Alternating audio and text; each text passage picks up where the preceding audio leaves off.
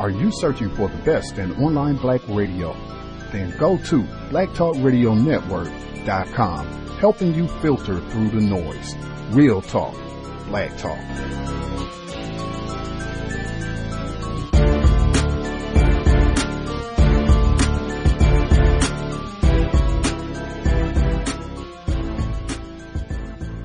The internet is full of half-truths and all-out lies. We've all seen them, and many people on social media complaining about it. Here's your chance to show and prove. WorldAfropedia.com is a black-owned and operated encyclopedia. There are several thousand articles, but we need help. We can't uncover all the truth ourselves.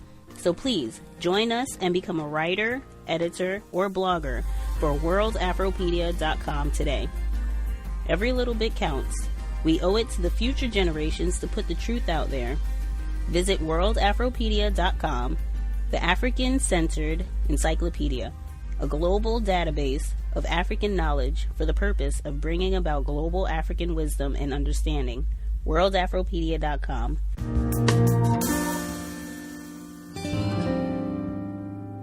Now, Mr. Fuller, we have a person in the chat room, and this person is asking a question. Yes. And they're saying that on page 64 of your book, you stated that we should buy land.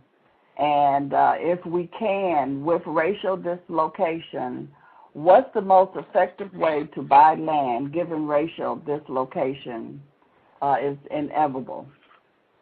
Oh, you just buy land. See, all of these all of the entries in the code book, the counter-racist code book, are suggestions, and they are conditional. It depends on what the conditions are of the people who is reading, of the person who is reading the book at the time and place that he or she is reading the book, and then what it is the person is trying to do at that time and place. Now, that wouldn't apply to everybody in all places at all times. Some places you wouldn't want to buy any land because you can look around you and see that this land isn't of any value whatsoever, or it won't be for any time soon for what my needs are. See, it always comes down to the individual. That's why it's called a united independent. You're united theoretically in what you're supposed to be doing, and that's trying to produce a product called justice and peace ultimately. But you, as an individual, you have to function every day. So that suggestion about buying land is just a suggestion to put that idea in a person's mind that, well, if you're going to buy something, if you are able to do so, buy some land that you can use for a, like I said before, constructive purpose. Now, if you don't see where you can use this land for a constructive purpose at the time and place that you selected to buy it, or if you don't see any future use for it and you can hold it that long, then you simply don't do it. See, it's all conditional because the conditions change, because we're still under the system of racism. And the racists, like you mentioned before, this dislocation, the racists may decide, well, what I'll do is I'll open some dams up the river. And when that person buys this land, I'm going to let the water out of this dam, and it's going to flood that person's land 300 miles downstream. The person doesn't know this, but that's what I'm going to do as soon as they buy it. And it's going to be worthless because they're not going to be able to do anything with it but go boating. They bought it for the purpose of growing crops, but all they're going to do is be able to look at it and admire water or go boating on the water, because I'm not going to allow any fishing in that area. That's what you mean by being supreme. You can make these decisions that can jerk people around ad infinitum. If you're going to dominate people over a long period of time and do it in a scientific manner, one of the easiest ways to do it, if not the easiest way, is to keep the people confused. So you keep confusion going. Dislocation is one of the major ones now. Keep people moving, because they have found out over a period of time the people who are constantly forced to move from one place to another. Either the water is rising and they have to move, or in some cases, the water is not rising, but the prices are rising in the area where they are, and they can no longer stay there because they can't afford to be where they are. So they raise the prices on everything. They foreclose on the house that a person is in. That person has got to move, because they have found that when people are constantly moving, they are dislocated, and they are angry, and they are frustrated, and they can't get their bearings. They can be almost driven insane by having to do that. And then they become completely dysfunctional. Well, and then they are totally vulnerable. So that's one of the major strategies for misusing people. Keep them on the move. Dislocation, racial dislocation. It's called racist dislocation confusion. Context of white supremacy. Gus T, Renegade, in for another broadcast, hopefully to share constructive information on the system of white supremacy. Today's date, Wednesday, January 31st, 2018. So I have been told. It has been some weeks. I think one of the longest breaks that we have had in the broadcasting tenure of the context of white supremacy, a little over a month and a half. Also keeping in mind that we were off the air from 2007 until 2009, so we certainly have had significantly longer breaks, but definitely one of the longest breaks in the time that we have been on the air. It'll be 9 years next month, 9-year anniversary. Back just in time to celebrate. I am not things have not changed that significantly since we were last on the air, December 11th, 2017. Unfortunately, things haven't changed that significantly, but one of the things that this long layoff did make me recognize just the amount of effort that I've been able to invest, for better, for worse. Problem has not been solved, so it has not been effective enough. It has not been substantial enough, but at least the investment of time and energy towards solving the problem of racism, white supremacy has been pretty consistent over the last 9 years, to have not really had significant time off the air over that period of time was enough to make me say, wow, we've been consistent with the effort, if nothing else, over the last few years. We do have a guest for today's program, Mr. Randy Shrewsberry. He'll be joining us in about 50 minutes. He'll be here.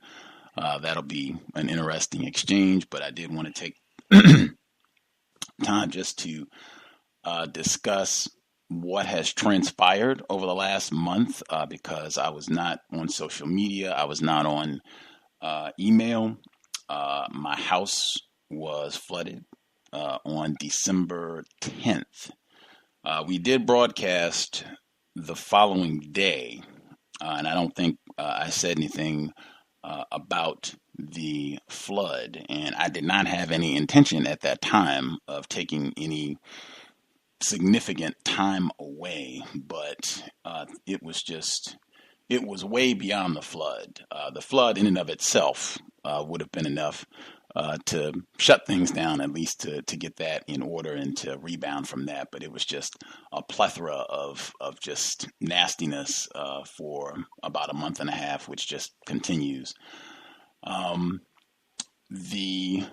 Let's see, trying to even recap, to put this in summation and to put this within the context of white supremacy, and to start with Mr. Fuller's commentary on racial dislocation. I thought that was so important because everything that he talked about, that's what the last month and a half has been. It can drive you crazy. It puts you in such a vulnerable position when you have to pick up and move and you're unsure about where you're going to be resting, and particularly something that is of no fault of your own. We spent a lot of time on this program talking about Katrina.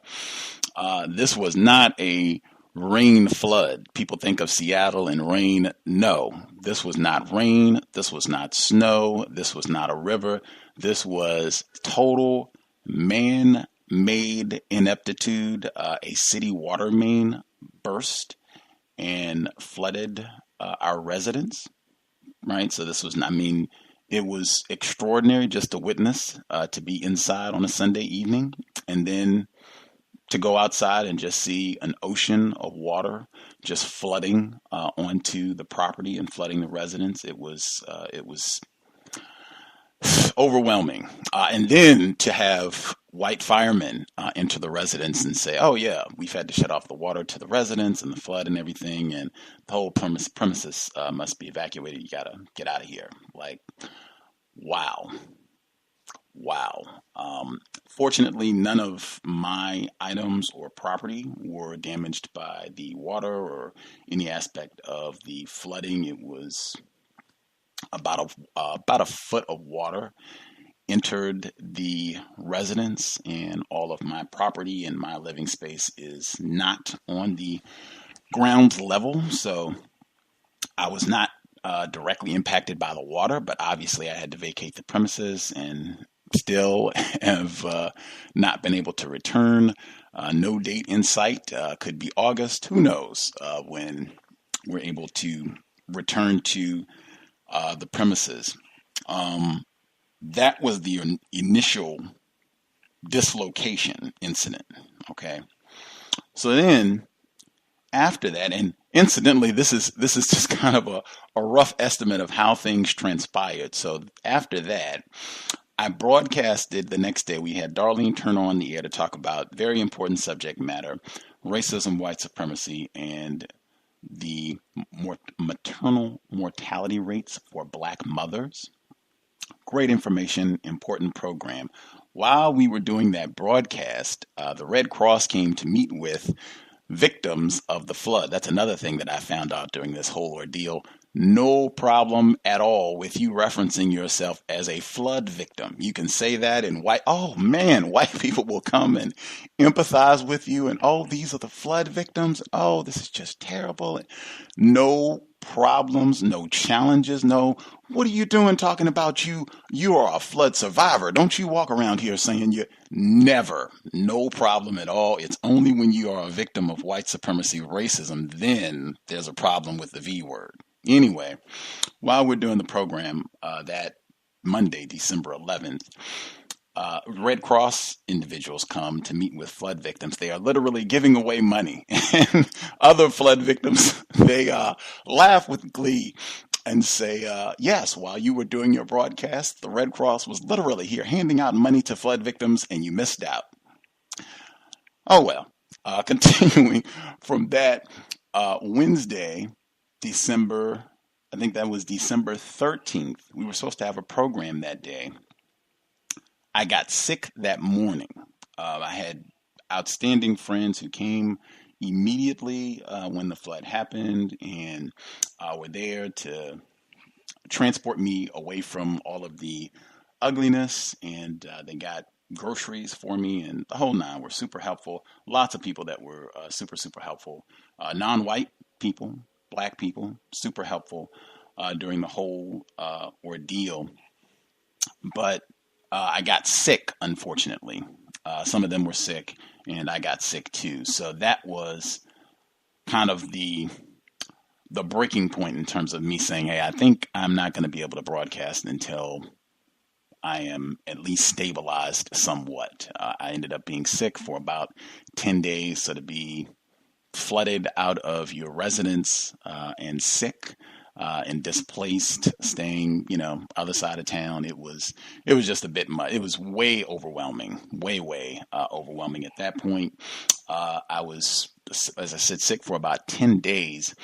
I just started to feel better around December 24th. And this is the point when I was beginning to feel extremely overwhelmed. The Red Cross, they provided literature. They gave us a pamphlet, and it has information and contact numbers and resources just for folks, who've been hit by a disaster of some sort. And they had information in the back that talked about ways that you're traumatized, the PTSD of it all, and how you can be overwhelmed emotionally and being displaced from your residence, and just all the different things that apply and things that you should try to do to combat that. I thought very helpful information, applicable with regards to racism, white supremacy as well. But around December 24th, I was starting to feel a little bit better and trying to, push forward with the situation. You got to talk to insurance people and all that, and the whole ugly process, trying to figure out how long, we're going to be out of a residence. I was going to take a shower. It was actually December 23rd. It was midnight, so it's just turning December 24th, which was also a Sunday. I go to take a shower. I'm in a hotel. I turn on the hot water. No hot water. I ring down, I call the concierge front desk folks, and they're like, oh, we'll send someone over right away. We'll get it, taken care of. A couple minutes pass, person comes, they check it out, they fiddle around, they mess around with the hot water heater. About 5 minutes later, still no go, no hot water. He exits, and I go sit down on the couch, and I'm looking around. I'm still not feeling like from a health perspective in terms of having a cold. I'm still not feeling 100%, but I'm a lot better. I would have felt even better if I'd been able to get that shower.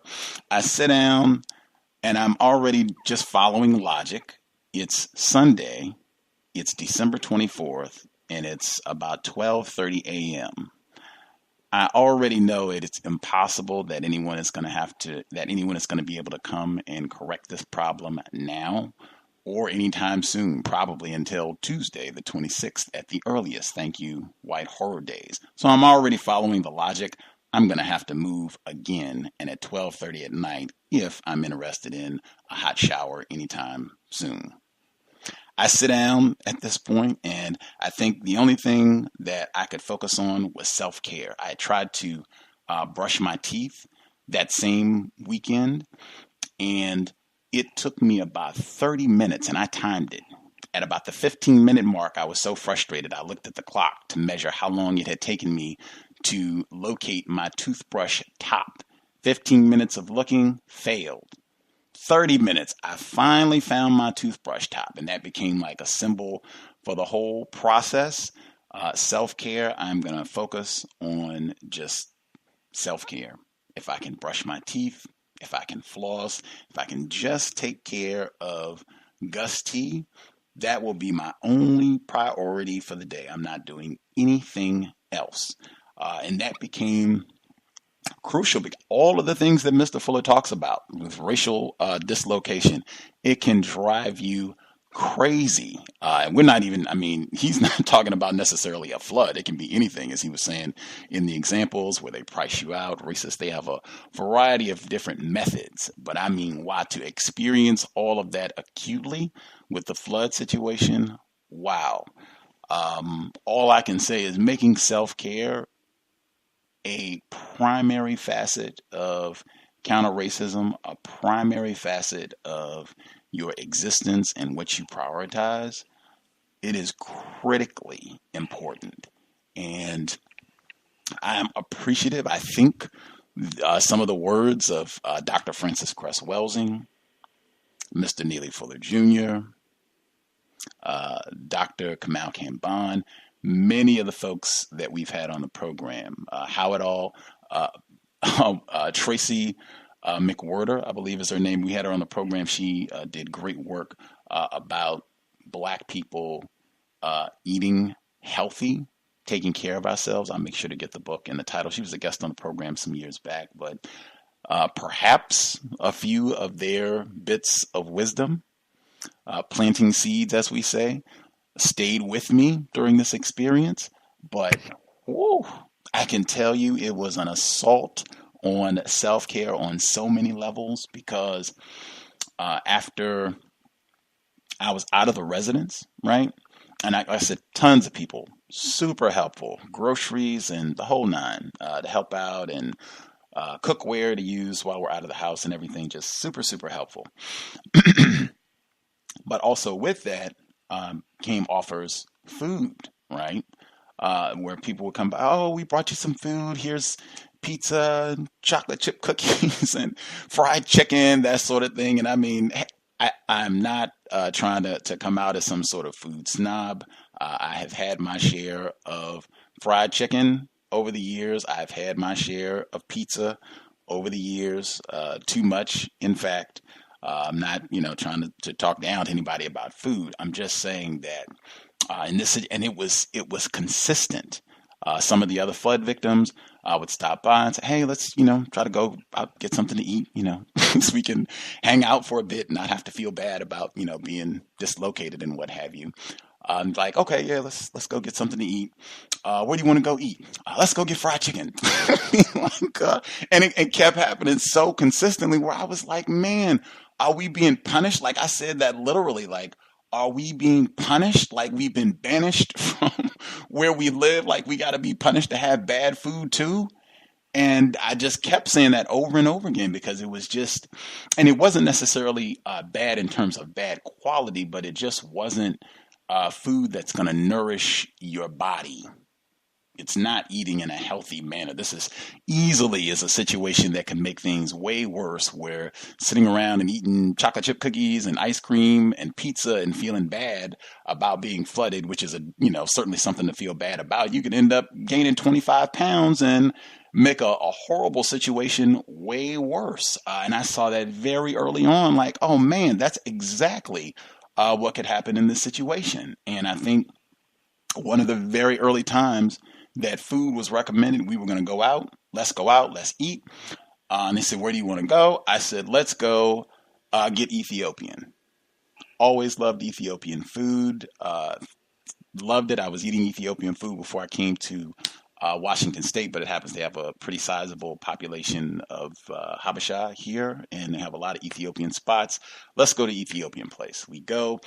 I know they have great veggie combos, so I can get something with a lot of vegetables that'll be very nourishing spiritually, physically. I'll feel good, and I won't have to, scarf down fried chicken and pizza and all this other stuff that is just going to be terrible for me, on many, many levels.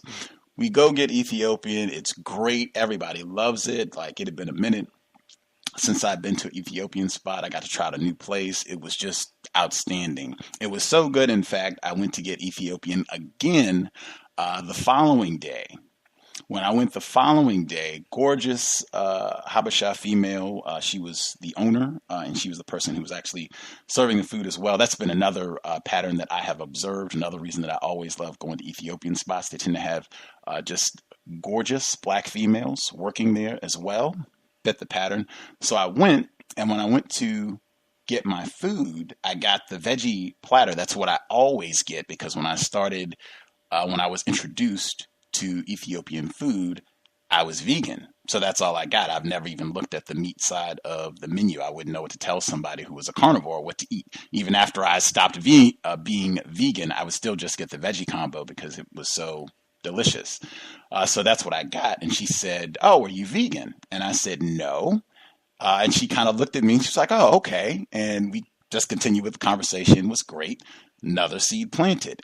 As this ordeal continued, I regressed to being vegan. Major part of what happened with the whole ordeal, major part of just self-care. As I said, I was just seeing that onslaught every day of just bad food and feeling bad and the trauma of all this, and it going from, oh, the place flooded, maybe we'll be able to move back in January, February. Oh, maybe we'll be able to move back in July. Oh, maybe we'll be able to move back in September. Just the ever expanding timeline, just all of that. It was so easy to follow the logic and see how, wow, this could just end up being a situation where everybody feels really bad. Everybody is really sad. We're not taking care of ourselves. We're eating bad food. Like, let's try not to do that. Let's try not to do that. Like, vegetables, lots of vegetables. Let's try to eat as healthy as possible. So that was major, at least for me, in terms of self-care. And I started doing a lot of yoga.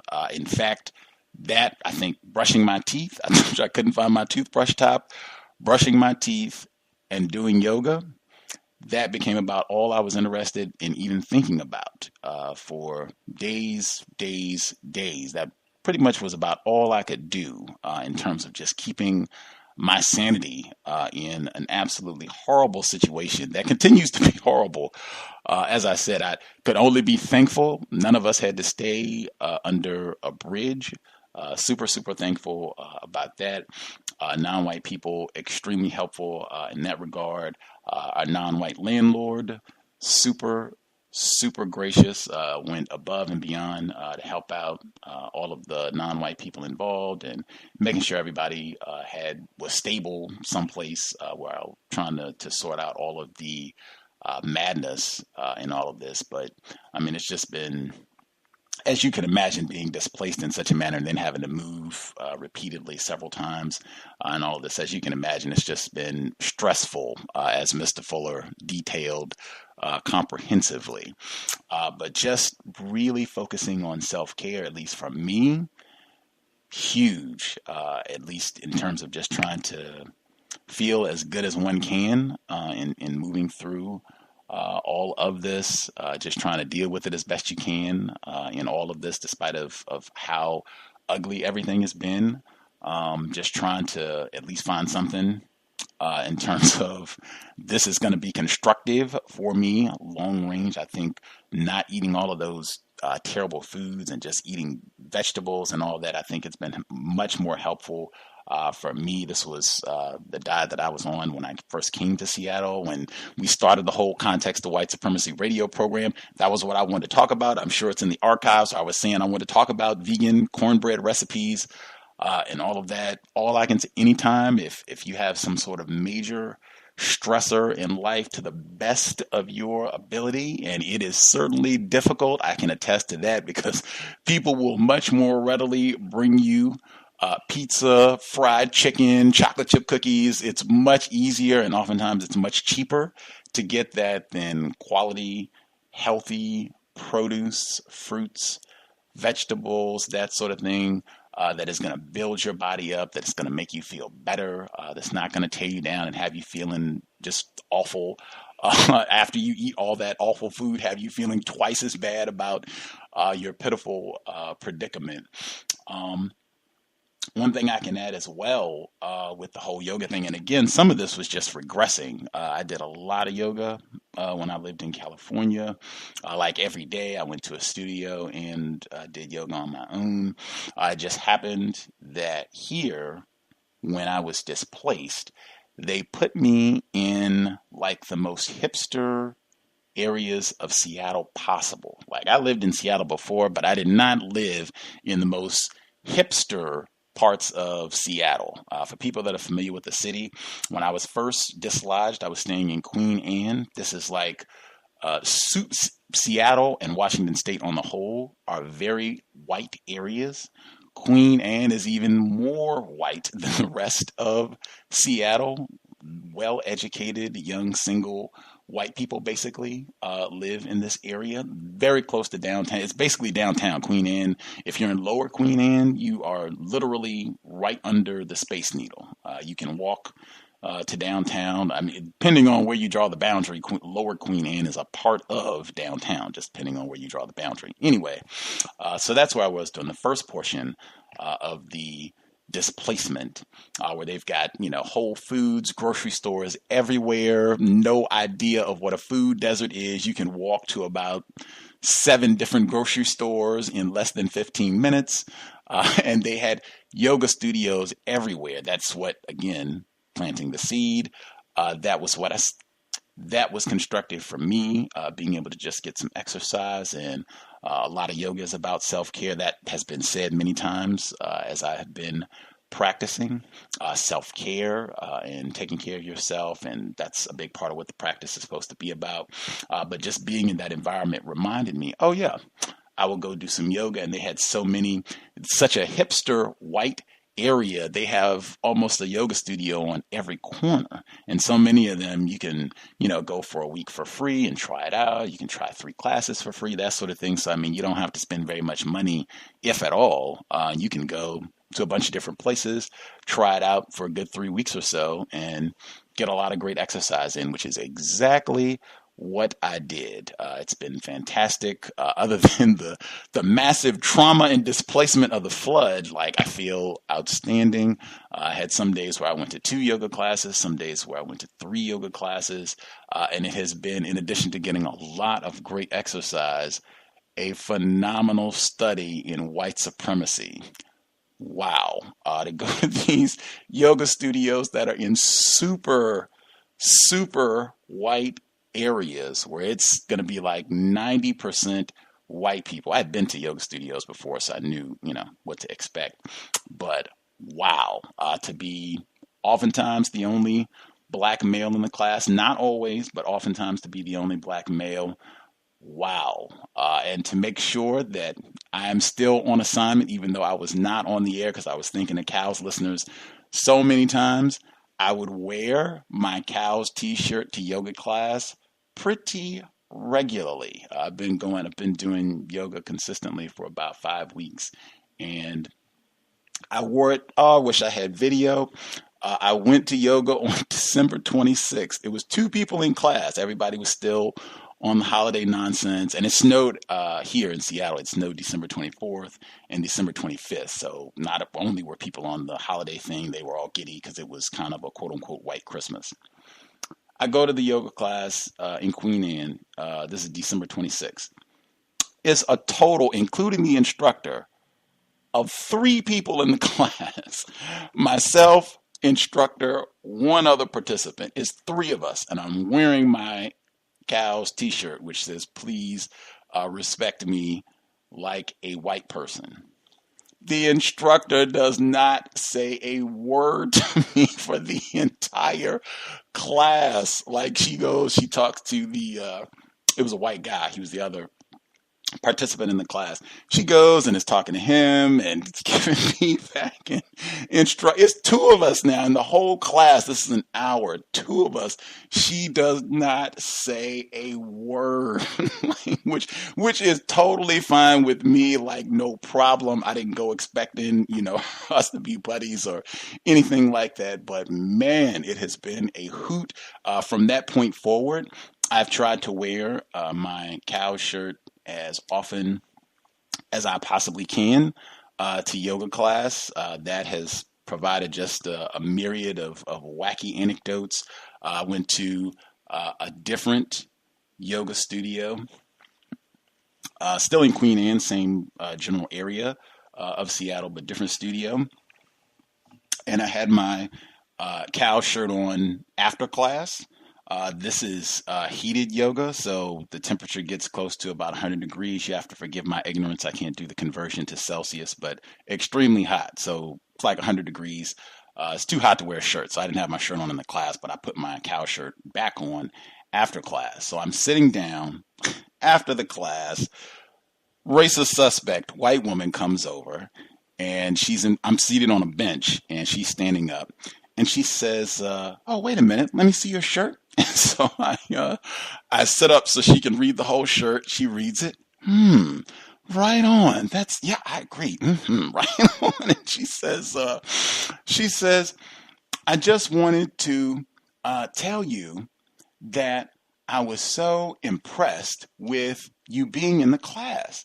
And she said, you're there, and I mean, you're not just a man, but like a manly man. And she does like the muscle pose, where you're like flexing your biceps while she says this.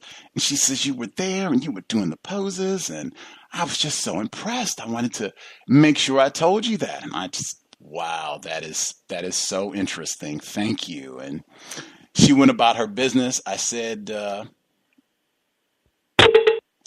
I also think that is a Welsing moment, a manly man. In addition to the cowbell. And the whole yoga environment, I think, is a whole lot of that. At any rate, my one side note for all of this, I had no idea. I've been in Seattle for some years now. I've never taken a yoga class. I never even thought of taking a yoga class while I was in Seattle. Having been taking yoga classes now, apparently there are quite a few black females who do go to yoga classes in Seattle. I had no idea. I thought it would be extremely white, all white people. In Seattle, I had a black male yoga instructor. Oh, extraordinary class. Loved it. One of my favorite classes. He was great, super nice.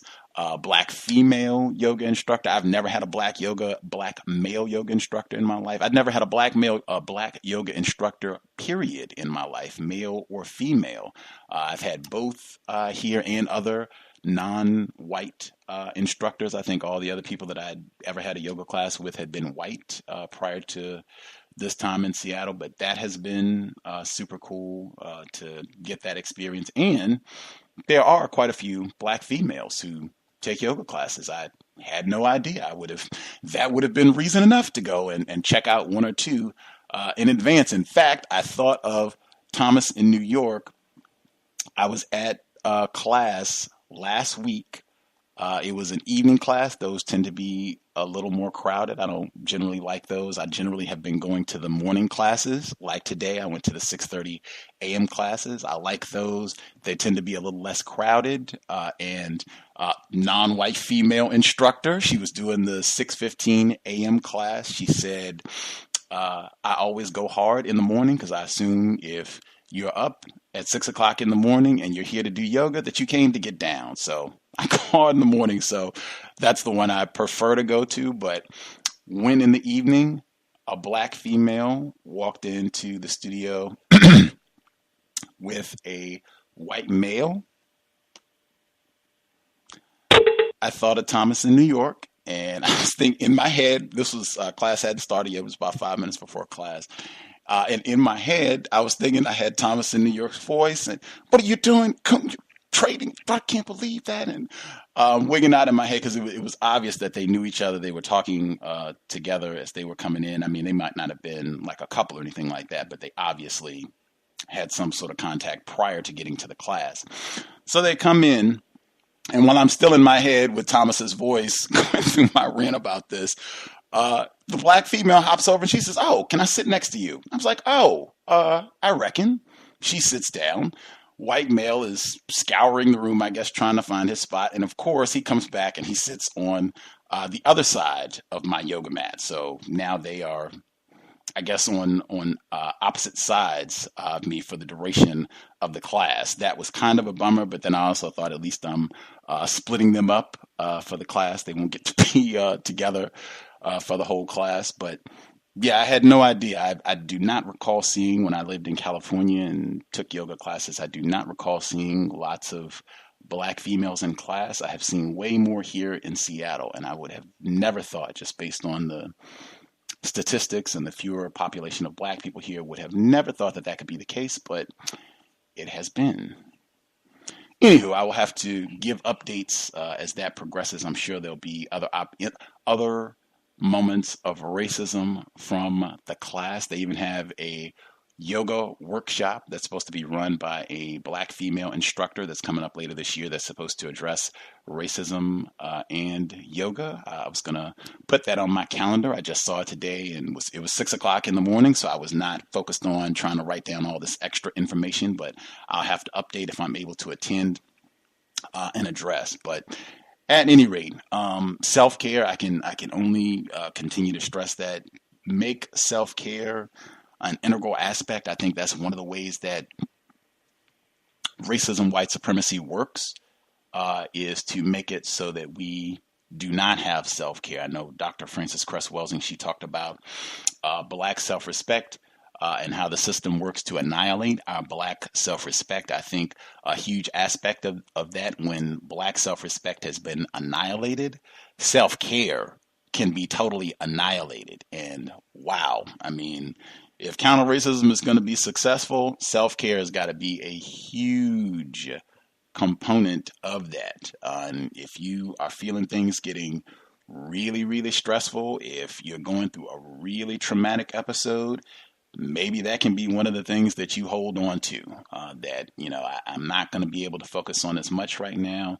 I'm really going to make it a priority to focus on self-care. And I mean, literally, sometimes that can be as basic as I'm going to make sure I brush my teeth twice a day. And for Gus T, literally, for some of those days in December and even into January, that was it for the day.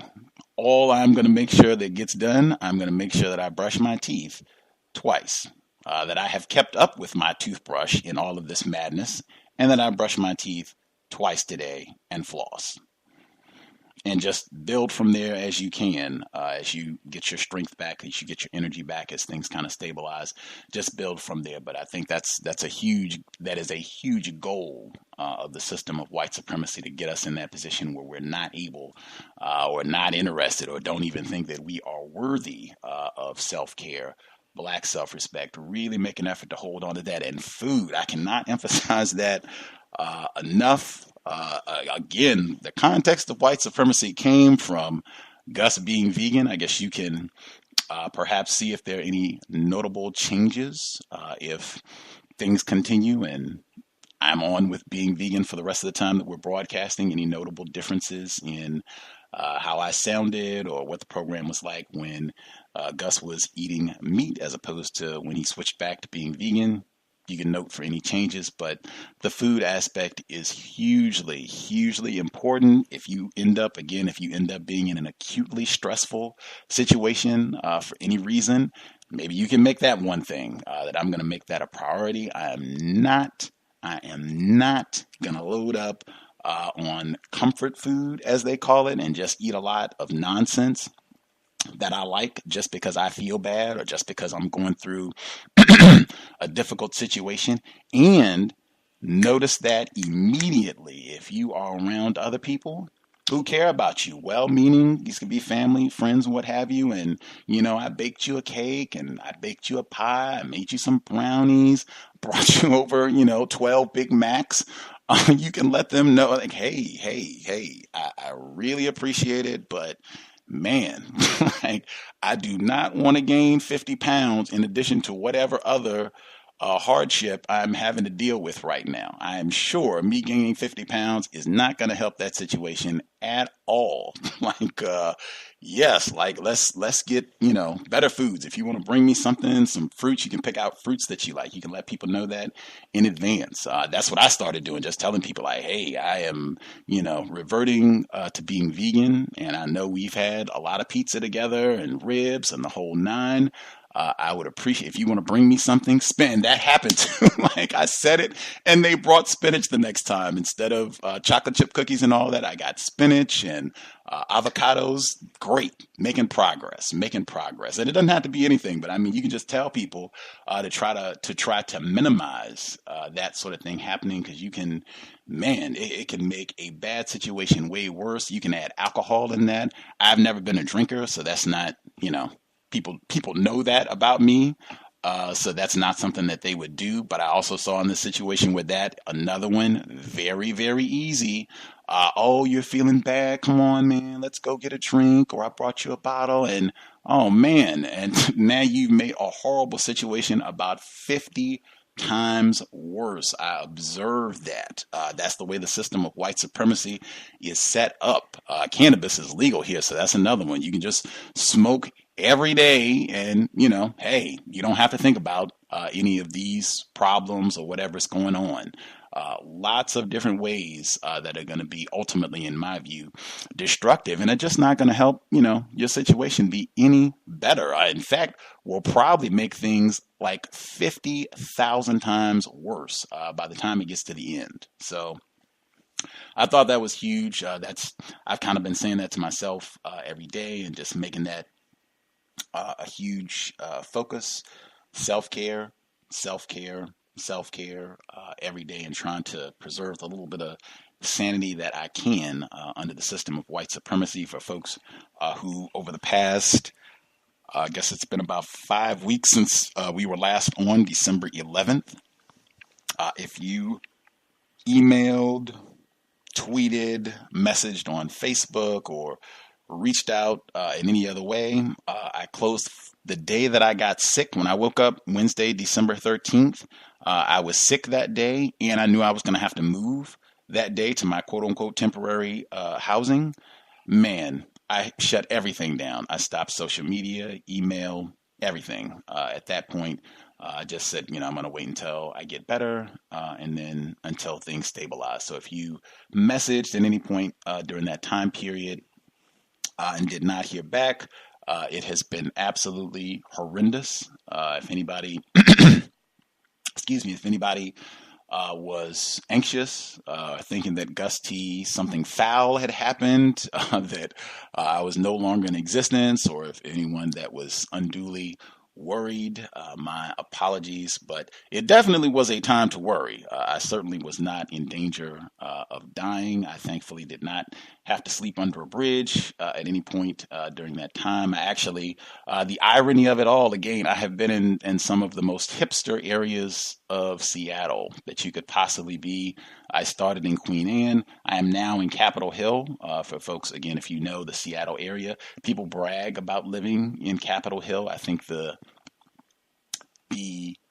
median house value in Capitol Hill, I believe, is $1 million. That was just in the newspapers recently in the Seattle area. Like, people brag about. This is also super convenient. You can walk to downtown from Seattle. I think you could walk to the University of Washington as well from this location. But yeah, the irony during all of this wretchedness, I have been in some of the most posh white areas of Seattle.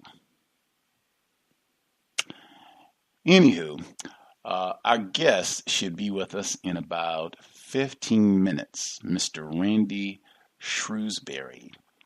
I believe he is a white man. However, if you look at his complexion, he's a little tawny, as they say. If you remember Dr. Frances Cress Welsing, when she used to talk about the way whites would chide former House Speaker John Boehner because of his complexion. He's a little dark, right? They would talk about saying he had a tan and that sort of thing. Mr. Shrewsberry, same type of thing.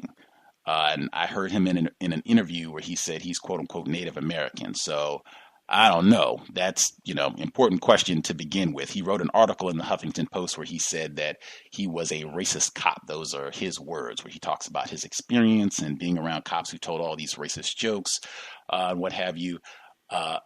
That he'll be with us in about 10 minutes or so. So we'll prepare, hopefully, if folks have any questions that they want to ask of him. We've been rescheduling for about a month. As I said, I did not plan to have a 1 month hiatus, I guess, from broadcasting. That was not in the plans. I had thought, just a week or so. And then, as I said, things kept happening and kept having to move. And the awfulness of it all just pushed things back. But doing the program today, I think next week I'm going to try to return to our normal broadcast schedule with workplace racism and the book club, compensatory call-in. I think next week we'll be ready to get back into the groove of things. But again, it has been extraordinarily difficult. Also want to make sure that I give out enormous thanks to folks who invested while we were not on the air. It's been about 5 weeks since we last broadcasted, and still we had a substantial number of folks who invested, went to PayPal and donated. Thanks for all the folks who helped out. Greatly appreciated. I hope the context of white supremacy continues to be worthy of your time and energy. And thanks to the folks who I did report on Facebook. I think I messaged about a week or so ago, just giving an update a brief update on, kind of what had transpired and the folks who reached out with thoughts and prayers from there. Thank you as well. Some of the folks who contacted Mr. Scotty Reed. Thanks to Mr. Scotty Reed. Also, he messaged me to check in. He was doing wellness checks to make sure that I had not died since I had been absent for so long. Thank you to Mr. Reed for reaching out and letting me know that folks were concerned and contacting him just to get an update to, see about my well-being. Gus was not well. I am not well now. Emphasize that emphatically. I am not well now, but thanks to the folks who reached out. And frankly, I have been in a very grumpy mood and continue to be in a grumpy mood now. The yoga has helped with that somewhat.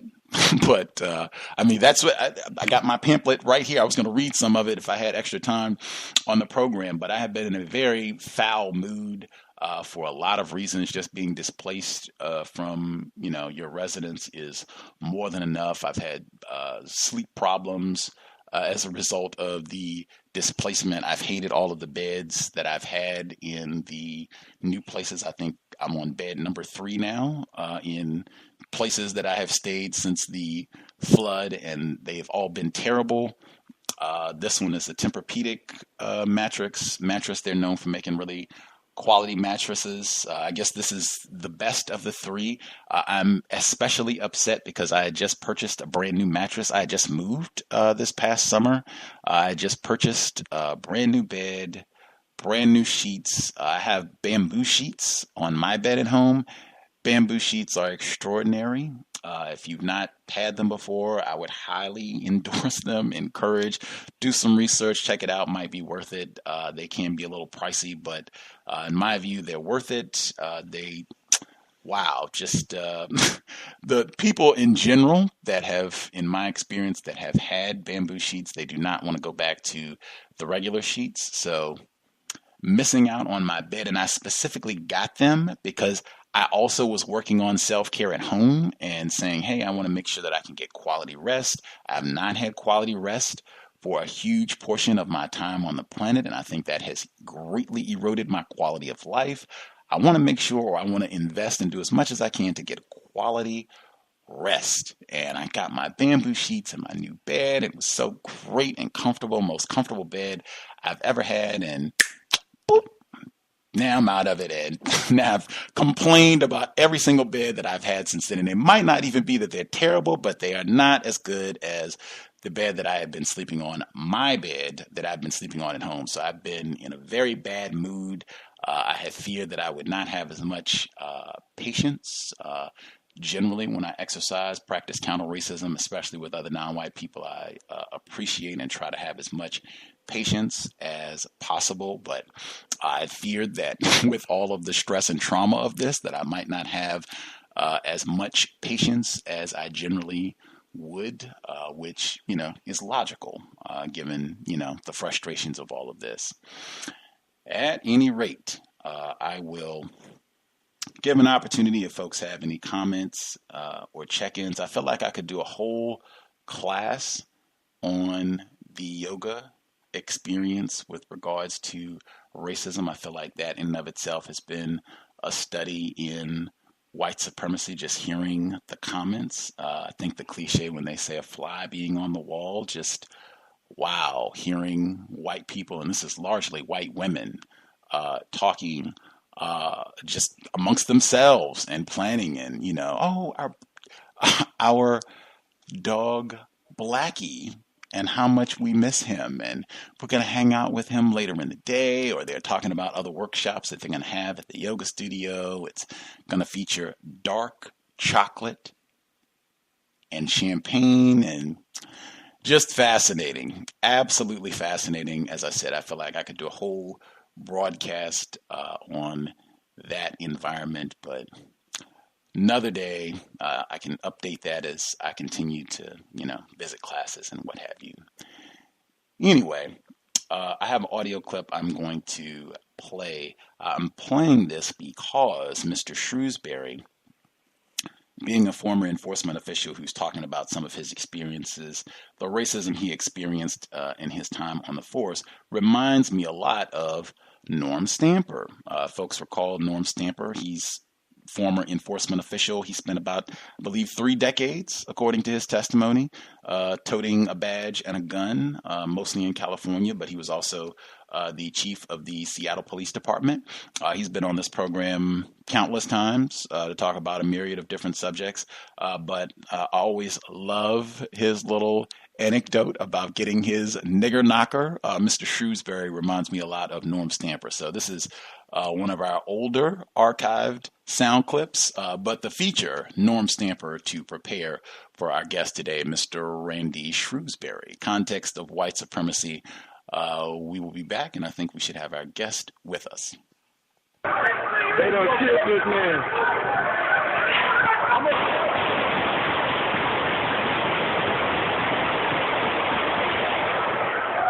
Oh my God, he got to be dead now. It's like assassination by video. Justice for Ayanna Jones. The banner was flown over Detroit on Monday. The plane traveling between her former home on Detroit's east side and the prosecutor's office and police department downtown. 1 year after her tragic death at the hands of a Detroit police officer, no one has been charged. Don't forget your nigger knocker. I'm very lucky to be alive today. Louima sat down with us this morning on Good Day New York, and he talked about moving forward after his incident and how it sent shockwaves throughout the city. 4 white police officers beat and sodomized the Haitian immigrant inside a bathroom in the 70th precinct in Flatbush, Brooklyn. One of the major complaints that has emanated from virtually every urban black community in the nation regarding police treatment is that the police, because they are racist and bigoted, are disrespectful, crude, and brutal towards black citizens. Many emotionally unstable whites are attracted to the job because the authority that is characteristic of the police role affords an opportunity for them to act upon these prejudiced, sick attitudes. The cop, it said, pushed her against the wall, and her son was on his back at the time, and he raised up and asked, "What are you doing to my mom?" And the officer shot him while he was on the ground. The car belongs to the Tolans. It wasn't stolen. Police say Robbie Tolan and his cousin were unarmed. As for the officer who shot him, he is white. Well, in California, a white California transit cop who shot and killed an unarmed black train passenger is now a free man, and a judge's decision to let him out of prison early sparking some new protests. Well, a jury sentenced 29-year-old Jahans Meserly to 2 years in prison for the 2009 New Year's Day shooting, but last week, a judge released him after he served a mere 11 months. The way we interact with police, I think, it seems like we really don't understand when we come in contact with enforcement officials what white supremacy means, that you are in a vulnerable position as it relates to white people. You have a lot less power than the white army anywhere in the world, anywhere in the known universe. And we seem to demonstrate that in a real pitiful manner when we come in contact with enforcement officials. Could you share your view on that?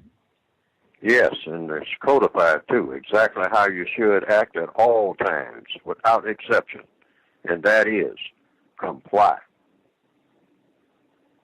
both by word and deed. Do what you're told. Get out of the car. I don't care what kind of names I call you and all like that.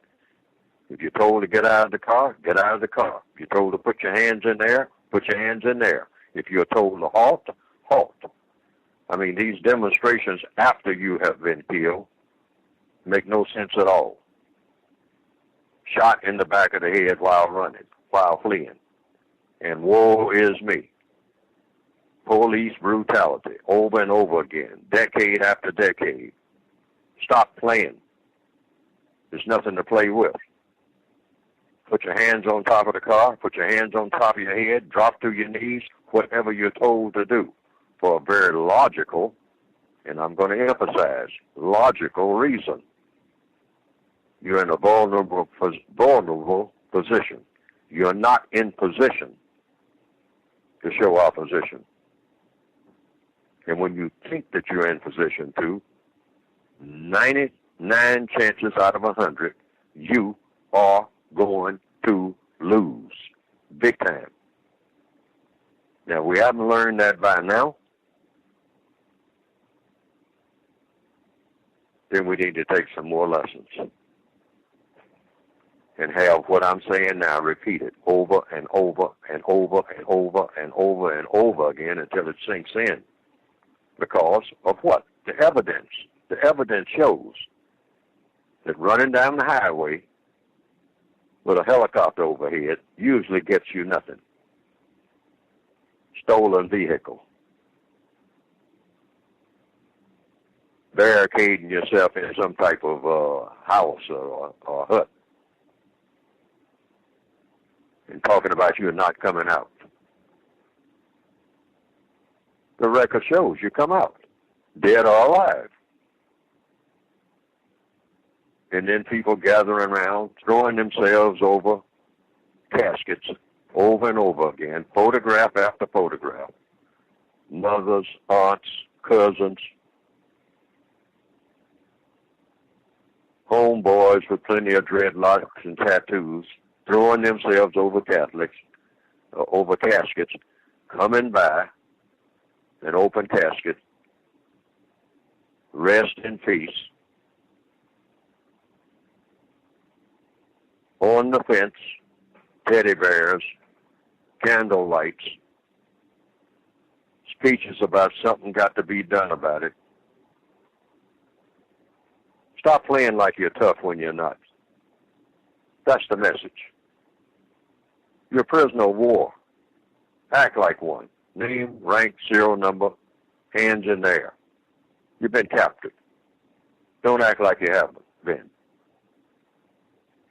They've already got a make on you. Already got your fingerprints. You've already been computerized for life. Don't play like you have some kind of secret army, because you don't. You're alone.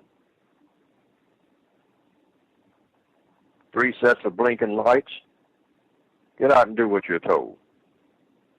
And no lip. None. Prisoner of war. Show some intelligence. But even as I speak now, there's somebody out there who isn't. Driving down the highway 40 miles an hour, driving up in people's yards and all like that. They're going to be dead in the next 5 minutes. And the report's going to say, it looks like he was going for a gun. You already know that. Why act like you don't? Everybody out there who's doing that kind of stuff, who's within the sound of my voice, that's who I'm talking to. You know the routine. Don't play like you don't. We play too much. Play, play, play. Everything is a movie scene. Very serious about nothing. About not being very serious. You haven't done anything? What are you running for? If you have done something, what are you running for? How far do you think you can run? To the moon? Police say they're looking into what happened, but deny any kind of racial profiling. Don't forget your nigger knocker. Let's see. Context of white supremacy. I'm trying to locate our guest. Let's see.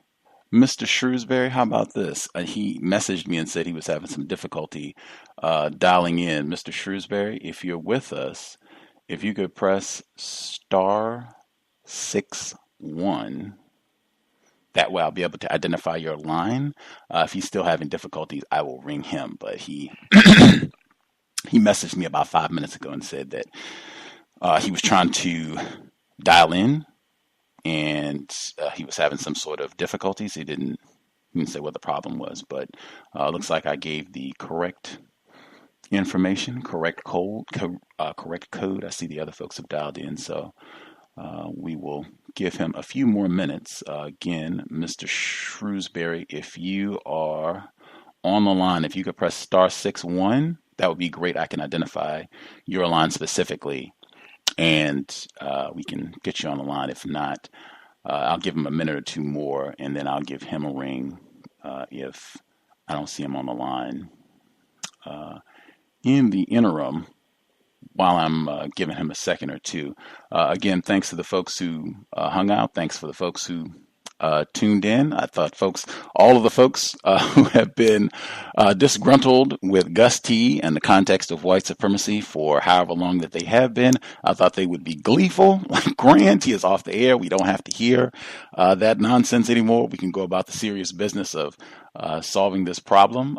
For those folks, I guess they were elated for 5 weeks or so, but for the folks who, were glad to see us back on the air or concerned, thank you kindly for the support messages. I am going to, as things stabilize, get back to catching up on email and everything else for the past 5 weeks or whatever it has been.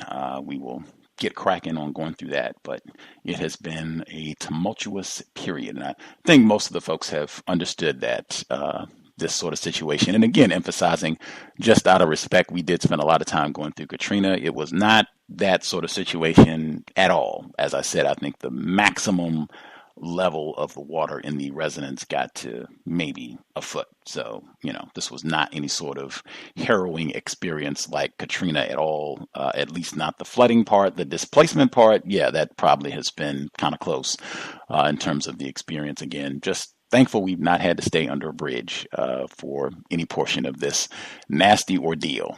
Let's see. I'm still not seeing Mr. Shrewsberry on the line. I'll double check and see if I'm going to end up needing to dial him for the broadcast here.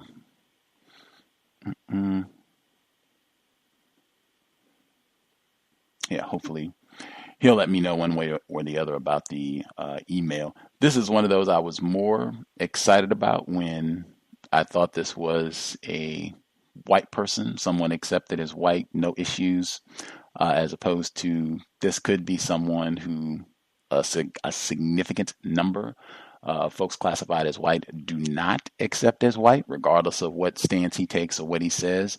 I think that could be the case. I think that is very important to not be sloppy about racial classifications. That's something that I've noted. Racists, they take that very seriously, and just asking, and the fact that he said something about this in previous interviews, I did want to make sure to ask about that, but we'll see if we have him on the line here. Again, Mr. Shrewsberry, if you're there, if you could dial *61, that would let me be able to identify your line specifically. I don't have to wade through all the folks to figure out which one is you and which one is, the other folks.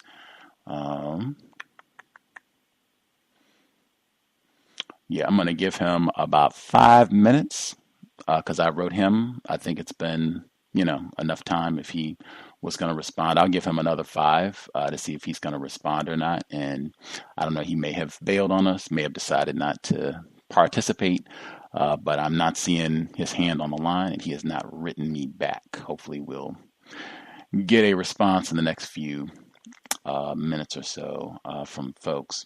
I did see we had some folks who dialed in. I guess we could take a question or two while we are waiting. Just making sure I'm not missing. Yeah, we'll take a question or two while we're waiting for Mr. Shrewsberry to get through. I even have hesitation about all of this. I guess I would also share I'm not really one of those people who's into having to do a whole lot of chatting about themselves. So I was not really looking forward to having to come on to explain the flooding situation and what happened with all that. I'm really just disgruntled about the whole thing and then having to explain the whole thing. And it's just been, man, I do not have words other than it has been absolutely overwhelming and disgusting every step of the way, other than not having to sleep under a bridge. Beyond that, it has been absolutely disgusting. So yeah, I was not looking forward to having to explain what happened with all of this and, what's been going down for the past month or so. But, moving forward, getting it done, just move forward as best we can. Let's see, Thomas in New York, I see you had a hand up. Did you have a comment while we're hanging out waiting to get to Mr. Shrewsberry? Gosh, it's good to hear your voice, bro. Thank you very much for coming back. I was looking for you, Gus, man. I was looking at the paper. I'm like, yeah, I told Gus about Seattle. I was about to call Vin Baker, who I think works at a Starbucks at Capitol Hill. Man, I made a big mistake, Gus. So I saw that I think you played a clip at the beginning of the show, and it sounded like Nearly Fuller on Beverly D show. Well, either way, I saw Randy Short was going to be on Beverly D show, and I remember he was a guest on the Cows. I didn't remember the conversation, though. I remember white guests better than black guests. So I called him, I said, man, Gus T. Renegade, I know you did the Cows before, who's been missing? He says, that brother had a problem with me using the word coon. He said, I never heard of anything like this. I mean, it just totally went left field, Gus. I was like, oh, my God. But, so I don't think he'll ever come back on the show. He remembered that. But other than that, Gus, I'm glad you're back, man, and I'm not going to harp on it. I'll mute my line. Thank you very much, man. Wow. Woo! I have no words. Like, I guess Gus T does have a problem with use of the word coon. No, I don't think it is constructive, but yes, at any rate, Mr. Randy Short, he has said other things that I do think are constructive. He was a guest on the program summer of 2015, right after, wait a minute, make sure I have my dates correct. So much is that. Yep, it was summer 2015. It was right after Michael Brown Jr. was executed in Missouri. A few weeks after that, August 2015, he was on. We talked about that, obviously, a lot, amongst other things, and, the word coon. Great. Right on to Randy Short. The black female caller in New York, did you have a comment that you wanted to get in?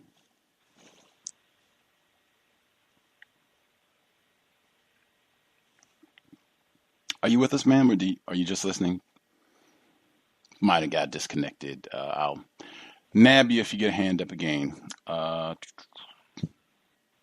Let's see, make sure I'm also not missing out Mr. Shrewsberry. If you are with us, if you were able to dial in, let us know. You can press *61 if you're on the line, Mr. Shrewsberry, *61. That way I don't have to dig through all of the lines to try to, identify you. So *61 if you're on the line, Mr. Shrewsberry, *61, press *61 on your line, and we will get you on with us. Black female caller in New York, did you have comments you wanted to get in? Yes, thank you, Gus. I mean, I haven't done this in so long. I disconnected myself. It's good to hear your voice. Can you hear me okay? Can I be heard? Yes, ma'am. Okay. Yes, it's good to hear your voice. And I'm glad to know that, some of your listeners and callers, were concerned about you. I, too, was. So much that I bothered Pam. So, because I was like, what's going on? But I'm glad to hear that even though you're not at the optimal self, that you can say you are still here. And my mind went like real left because you were talking about possibly going to Cuba. I said, man, he got over there to Asada and they got him. But anyway, like I said, I'm glad to know that you're okay and you're not under a bridge.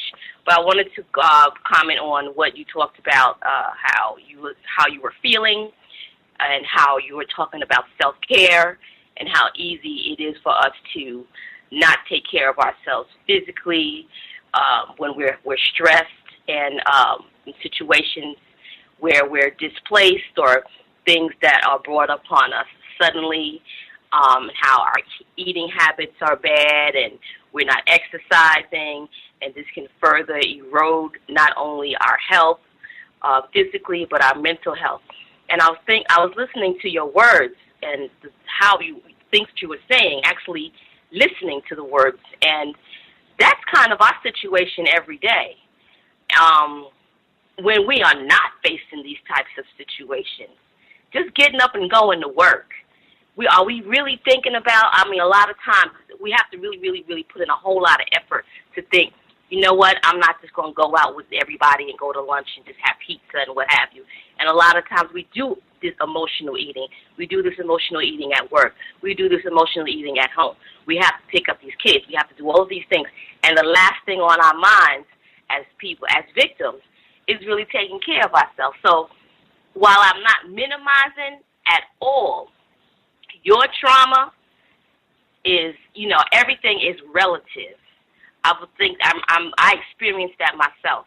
We are all traumatized on some level. You know, unfortunately, you know, some of us have, you know, situations such as yourself where we're displaced. You know, we are attempting to be wives and husbands and parents, and it's just a traumatic situation in this system. So, you know, when you were talking, I just kind of saw that like across the board for victims of racism. Like I said, not trying to minimize your situation or anything, but anyway, I just wanted to chime in and let you know that I'm glad you're okay. All right. Thanks for taking my call. Appreciate it. Yes, ma'am. Yes, ma'am. Absolutely. The daily trauma of white supremacy racism. Absolutely. I think we have a lot of similar responses, and then you have more acute situations. If it's, you know, a flood or whatever else racists inflict upon us, where it's a more acute incident of trauma. But you see a lot of the similar patterns, and just even being mindful of that on a daily basis. You know, if you're experiencing stress because of workplace, we haven't done workplace racism in some time, but if it's, you know, stress because of what's going on in the job or whatever other areas of life, just be mindful of that. Is that eroding your ability or your focus even on self-care? Because that happens a lot in this system, especially those acute situations. Absolutely. But even just the day-to-day wear and abuse of white supremacy racism, that has an impact as well. Mr. Shrewsberry, again, if you are with us, *61. That way I'll know it's your line. I'm checking have my email open as well, and I don't see email. Like I said, I emailed him. It's been about 10 minutes and didn't get a response. I asked him if he had a number where he wanted me to dial him to send me the number, and or he could try dialing in again, because it seems, you know, you all have dialed in without a problem. Line seems to be working, and I, you know, confirmed that I did give him the correct calling information, so shouldn't be an issue on that end as well. Let's see, other folks who dialed in. Ross, if you had comments you wanted to get in, sir, you should be with us. Greetings. Can I be heard? Yes, sir. Gus, man, it is so wonderful to hear your voice. Yeah, I was quite worried myself. I was getting bombarded with emails and contact from people as well. And it was Scotty. Thanks again to Scotty Reed, who updated me that, and all of us. And then I further just spread the word as I got it that you were okay. Yeah, it just gave me a lot of pause for thought, because when you have someone that you listen to regularly, and a person who you feel some sort of kindredness with, which is what I feel with you, just from so much that I've learned from you in the show and the callers and whatnot. It really made me think just about, you know, not having you there made me think about what if that was the case, and just the importance of people, the importance of this show. And I really got that emphatically from just the different people who had reached out to me, asking about your health and how you were doing and if you were okay. And it's wonderful to hear that you're doing okay. I know that you're not completely where you need to be, but it's really great I think your story was very important, just because, like you said, a lot of us, we just naturally fall into these patterns because that's just the way that we're groomed in the system. We're not groomed to stay healthy. So it was great to hear that you shifted your eating patterns, you got into yoga. That's wonderful stuff. And most Black people don't ever try yoga. They don't even think about that type of stuff. So just to put it out there for you to be able to discuss how it has benefited you in such a traumatic situation, I think is really wonderful for other people to hear. It's something that is important. Self-care is of the utmost importance, so you can do the things that you were charged by the ancestors to do. I think what you discussed about the yoga studio on every corner, was just a treatise in the system of white supremacy. Like, they make sure that they're okay. You know, in black neighborhoods, it's a liquor store in every corner and a church that's usually underserving the community, depending on, you know, who's running the church. But ultimately, just to hear that they put a yoga studio in every corner just means that they're dealing with their mental health, their spiritual health, all of those things that we end up taking for granted because we're under such duress and stress on a constant basis. So it was just really incredible to hear that. And then the story with Dr. Randy Shaw had me cracking up too. You had some funny stuff in there, but I would just say that thank you. It's wonderful to have you back. It's great to be able to just be back and be able to partake of the program. And I just want you to send you just some healing, positive vibes and irations to you. And hopefully you'll heal as quickly and thoroughly as possible. Thanks again, and I'll mute my line. Appreciate that, Roz. Again, thanks to Mr. Reed and yourself, Roz, other folks who were reaching out and trying to, share with other people. I know Mr. Reed said he was, trying to do the same thing to spread the word so that other people, who were concerned or curious about, what was up with Gus and the program and if I was okay and all that. So again, thanks to the folks who were spreading the word. I'm sorry Pam had to be bugged. I'm sorry, Pam. My bad. It was rough times on the plantation. I will make sure to apologize, get in contact with Pam myself. But yeah, it was good to get back. I was thinking about Cal's listeners. I was thinking about you all at various points going through different experiences, both with the flood and, just various other things. Even to the point that Roz just said in terms of Seattle, I've been in Seattle for some years now. This experience with my house being flooded in Seattle, I live in Seattle proper. Even with that, in this experience, I concluded unequivocally, Seattle is the best city / plantation that I have visited, lived in the continental U.S. Now, I have not done a lot of international traveling, but most of the large cities in the U.S. I've been to. I've lived in Atlanta.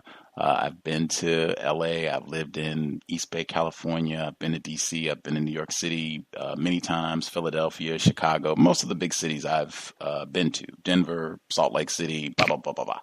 Hands down, it's not even close, in terms of most of the things that you would want, that you would consider valuable, like having a lot of things to do, easy access, just even as I said, like the hipster areas that I've been in, you can walk to about 6 different grocery stores. When I was in Queen Anne, you could walk to about 6 different grocery stores in about a 10-block radius. Walk. Within 10 minutes, you could be at easily 4 or 5 different grocery stores, all with quality, high-level produce, affordable, some of it not so much, but affordable, easy access to really quality foods right at hand. Even where I am now in Capitol Hill, there are 2 grocery stores on the same street that I'm on within 5 blocks. And if you walk the opposite direction, you will also bump into 2 grocery stores. I stopped counting. I think there are about 7 grocery stores in walking distance from where I am now. Not just yoga studios on every corner, just super accessibility to everything. Libraries. I don't think I've ever lived in a city. From where I am right now, I could walk to 4 different public libraries. Walking distance. That's not counting the 20 plus Seattle public libraries that they have in the city. That's just the 4 that I can walk to from where I am right now. No contest. And the only reason they have all these resources, in my opinion, is because they have a very low population of Black. They just opened that Amazon cashless store here. That happened while we were on hiatus. They opened that store up here. They were talking about that. That was all the big news. Like, clown. It is amazing the resources that they have in this city with very, very, very low population of Black people. This caller in Florida, retired firefighter. Did you have comments you wanted to get in, sir? Greetings, Gus. Greetings. Good to hear from you, sir. Good to see you up to the point where you're able to get back with your program. We certainly appreciate what you're doing, and I know for me it gives me a chance to share information and learn additional things so I can, in my own personal walk, share it with other non-white victims of racist white supremacy. I think you were quite articulate and accurate in your analysis of what you find yourself On the public.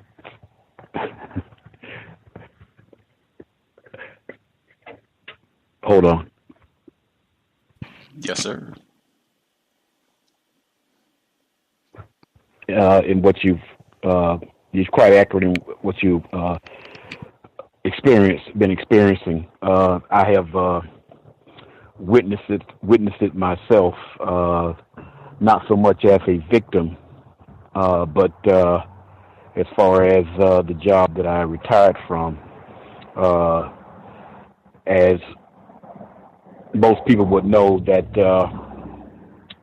about fires, people's home burning down, but also, with different other gambit of disasters that your imagination can come up with, normally is someone's property or themselves are harmed by it.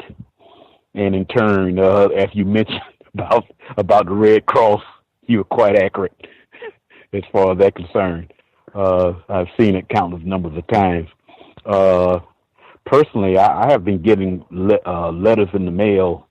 Got a couple of letters in the mail talking about the possibility of water pipes bursting in and around where I'm allowed to stay at, and basically, it didn't make any sense to me that I would get such a notice from the Florida Power and Light Company on the issue.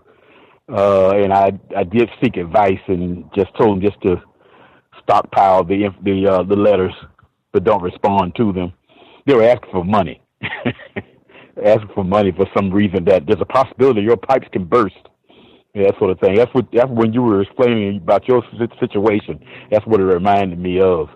But one thing that I think most of the people on the line know and understand that any one of us as a victim of racist white supremacy, and it reminds me of Dr. Francis Cress Welsing, that we can lose all of our quote-unquote possessions in a snap of a finger.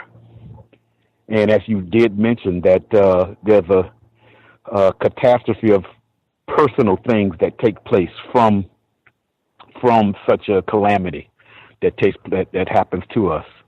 And as you mentioned, ultimately health would become an issue as far as that's concerned.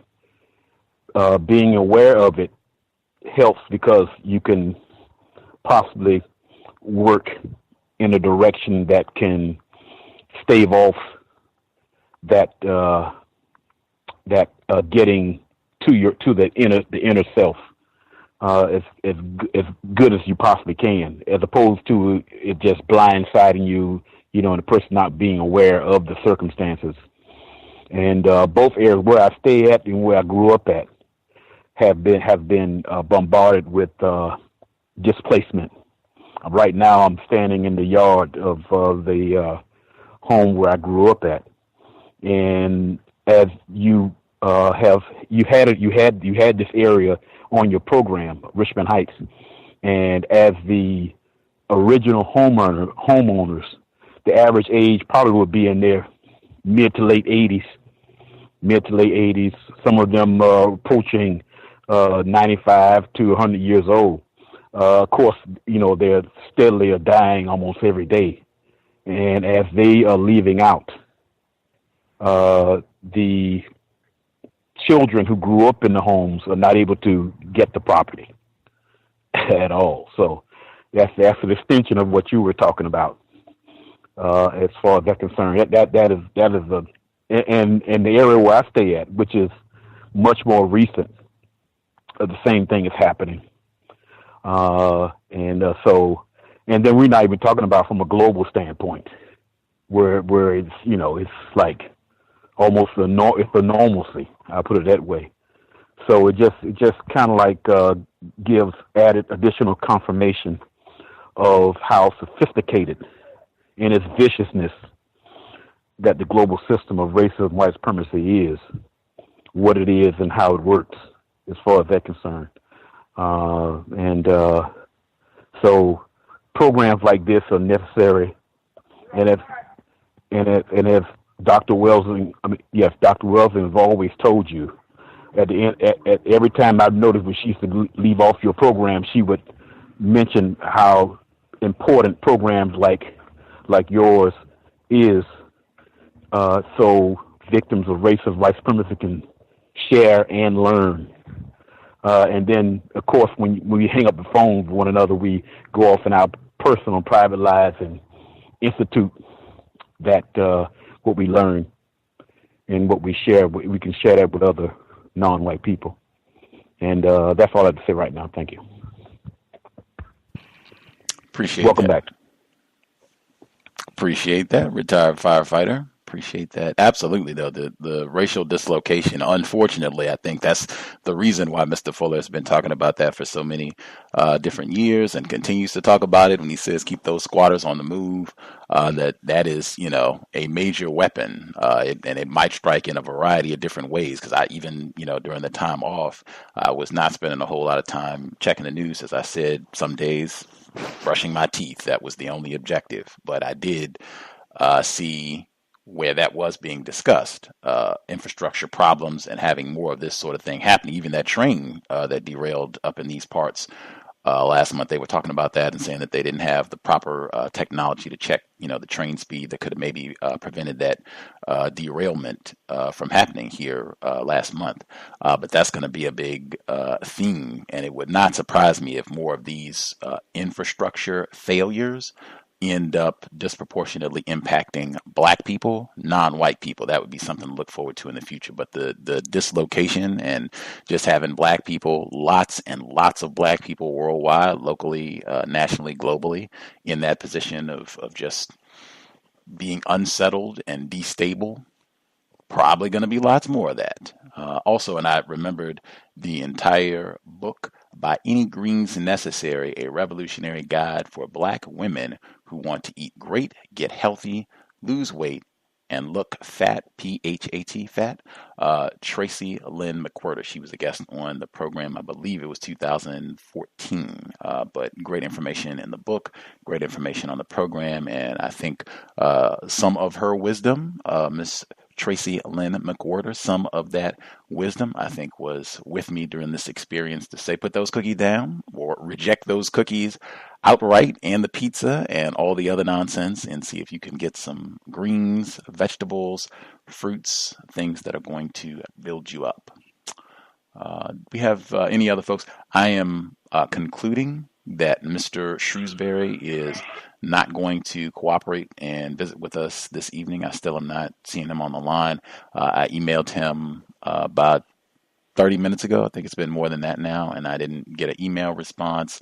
I didn't get any sort of reply, so I think he might be practicing racism, white supremacy against us and just wasting our time and showing up. And that's another thing. Like I said, I'm already in a grumpy mood to have this sort of nonsense. It would bother me anyway to have this sort of thing happening now, and particularly in this context. Like, we have been rescheduling for weeks. To reschedule for weeks and then for you to no-show on the day of, like, come on, that is about as trifling and tacky as it can get under these circumstances. Like, wow. Best you can expect from racist suspect. If any other folks that are with us, if y'all had... Hey, Gus. Yes, sir. Did you see the article where it came out like 3 days ago where they said yoga is racist? No. Yeah, if you Google it, yoga and racist, you'll see it was a Michigan State or Michigan University professor who wrote a paper. Of course, white people are in an uproar, but it's pretty much saying that the fact that it was pretty much like what you were saying, the fact that you could see a yoga studio on every corner in a white neighborhood is, she was saying that's cultural appropriation, but, that's just one of them cold words. She was saying that, they're promoting health, the yoga pant craze and all this other stuff, all promoted to white people, not being promoted to black people. And the professor, I believe, is an East Indian. At least that's what her name sounds like.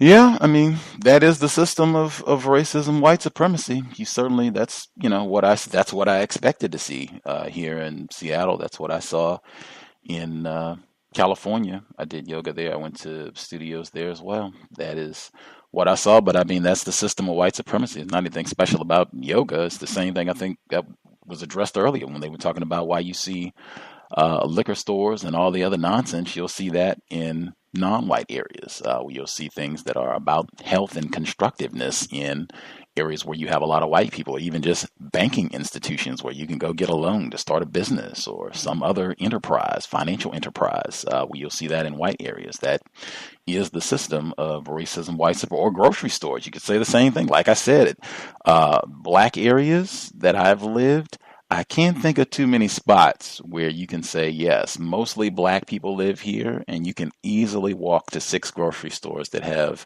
great, healthy, fresh products, reasonably priced, easily accessible. I just don't think that that's the case in this part of the world too frequently, by design, system of white supremacy. Now, what we have here in Harlem, Gus, that it's replaced the yoga, and I haven't seen this in any other place. In fact, the article came out last week, or this week it might have been. They were saying that Chicago is a pharmacy desert. However, I swear to you, I could take video footage. I have 9 pharmacies within like a 6-block radius. I mean, it's like they're drugging us to death here. And instead of getting us healthy using yoga studios, we just get a bunch of pharmacies. That is the system of white supremacy. No surprise at all. I mean, anything that is going to be of health and constructive value. I mean, just that alone, just walking around some of the areas and seeing the types of businesses and services that they have, and businesses and services that they don't have in these areas. I think the caller that was taught this, I guess, would be some months back, but we had someone who was talking about part of their counter-racist code is if they go to, like, I guess, a bank or some other establishment, and they have like the really high security glass window between like the patron and the person, the employee, the person that's working there, or what have you, to not shop at those type of stores or whatever it is, because it is reinforcing that institutionalized feeling that you are already in greater confinement for non-white people, because they tend to have those types of stores and what have you in areas where they have they're going to warehouse a lot of non-white people, especially black people. They don't have that sort of stuff here. Just paying attention to that, what resources they have where the white people live, what resources they put where non-white people live. You'll see it on a pretty regular basis, stark, easily. Were there other folks who dialed in who had comment they wanted to make sure they got in, get anything? Again, Mr. Shrewsberry, I don't think he's going to participate this evening. I don't think I missed him. I've been checking the lines pretty consistently. I think I've said *61 a number of times. Caller at 2730. Did you have commentary? Hey, yeah, this is my first time calling in. I want to say hello to you and all of the guests. I wanted to make a quick comment since the guest didn't call in. You spoke earlier about the differences in the acknowledgement of victimization, right? So as a flooding victim, you can be acknowledged, but as a victim of racism, you can't be acknowledged. And I saw a continuity of that. I live in the St. Louis area, the St. Louis region, and we lose black men here every day to gun violence. But I know a teacher of mine from my high school who her husband was shot once, like on accident or something, about 7 months back. He didn't die. And the amount of outrage and empathy that you see surrounding people when they experience trauma, very eye-opening when you consider the amount of trauma that specifically young black males face here with the threat of death in this region. So I just wanted to make that comment and just put it out there. Appreciate everybody for listening. Right on. First time caller. Glad you were able to dial in. That I agree with wholeheartedly. Have seen that as well, where there just is not as much sympathy. And I even felt that as well as a victim of white supremacy and a flood victim, where it was a sense from multiple people of you're trying to use this situation to get over on us because the city has already admitted liability, as they should. You're trying to get over on us for some sort of settlement. Like, yes, this was my mastermind to flood my residence so that I would not have a place to stay for God knows how long. Yes, that was my plan, or our plan in all of this. Even not listeners, but other folks just saying, you are, I guess, taking advantage of the situation where you're trying to make it a bigger deal than it is, and saying that it's traumatizing. Just where as a black person, where you can be mistreated, traumatized, terrorized, and we're just somehow there is a lack of empathy for you, regardless of what you have experienced, what you have endured. There's just not a level of empathy for you, for black people. Absolutely. And that part of the experience as well. And I think that also can compromise self-care because sometimes self-care might mean I need to take time for me. That's what we were talking about the last time we broadcasted with black maternal mortality rates and talking about bed rest for black mothers during pregnancy or after pregnancy because of that is a traumatizing experience, giving birth, and saying that a lot of times black mothers, they get that same sort of stigma of, you're lazy and you just don't want to work and you don't want to do anything. No, I've been giving birth and, my body is just under assault with this whole process and changing and what have you. And even after the childbirth and that same sort of lack of empathy, absence, consistent within the system of white supremacy.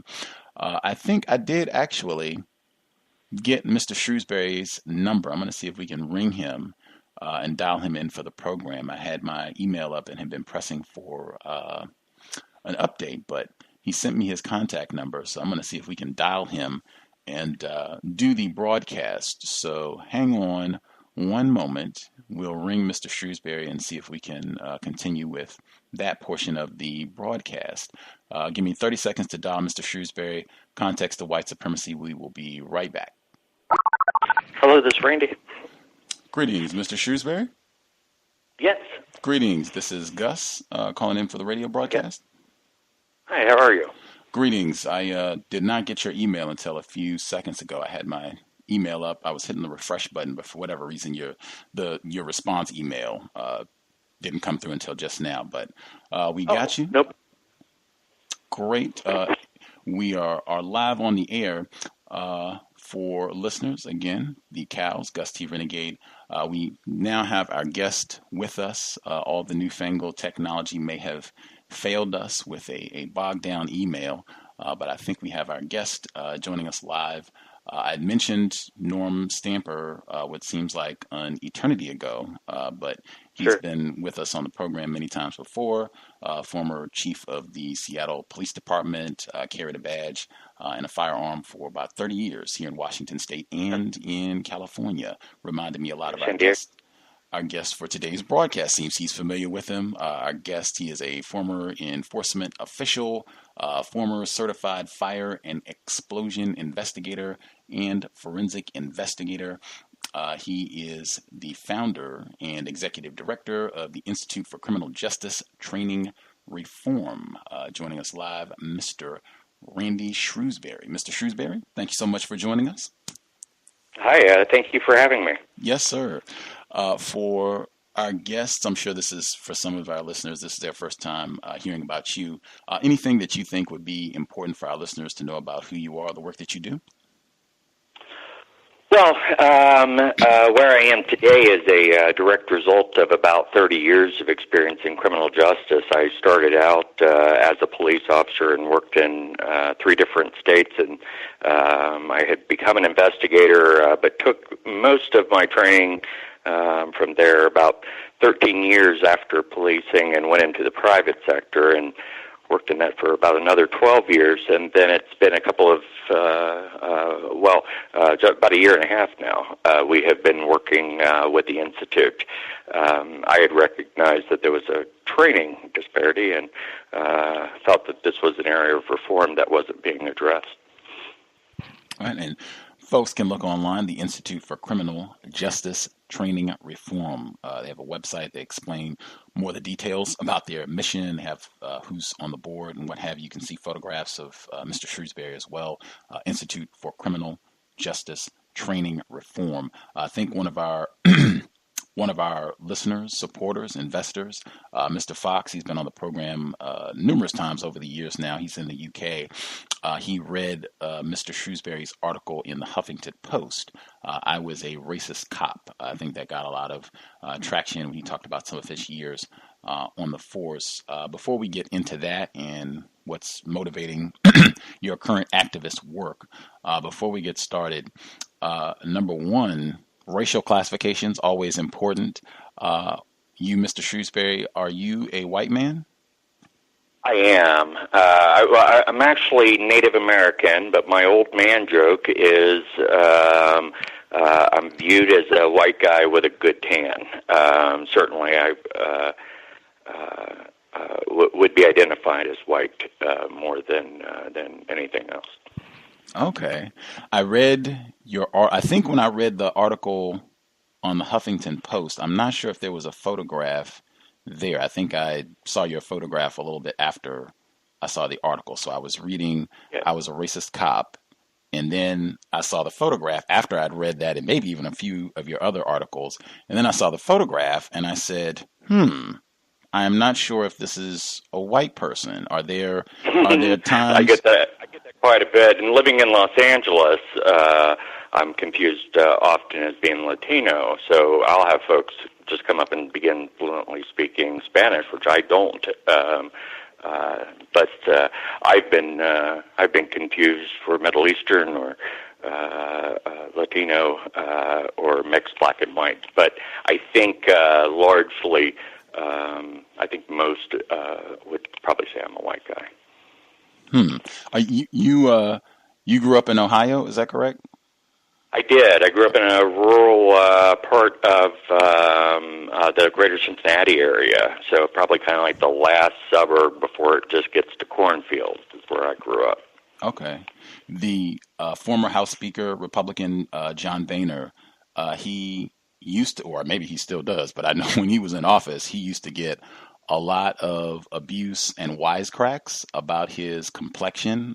People saying that he had like a permanent tan. People don't know who former Speaker, House Speaker John Boehner is. You can just Google his name. But when I saw your photograph, that's what it reminded me of instantly. Dr. Frances Cress Welsing's work as well. But I was pretty sure that there are probably a lot of times where other individuals who are classified, accepted as white, they question your racial classification, maybe even question whether or not you are a white man. Is that the case?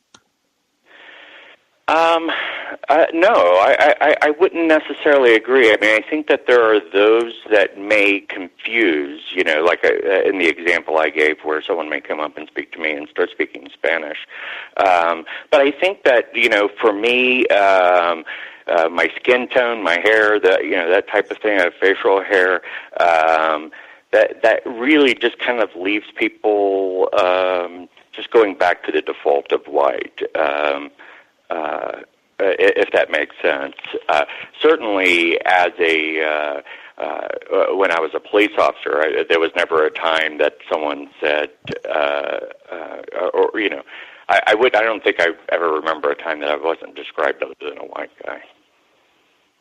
Okay. So you feel in your experience you have pretty consistently been accepted as a white man, pretty much without question? Yeah, I think so. Certainly professionally, and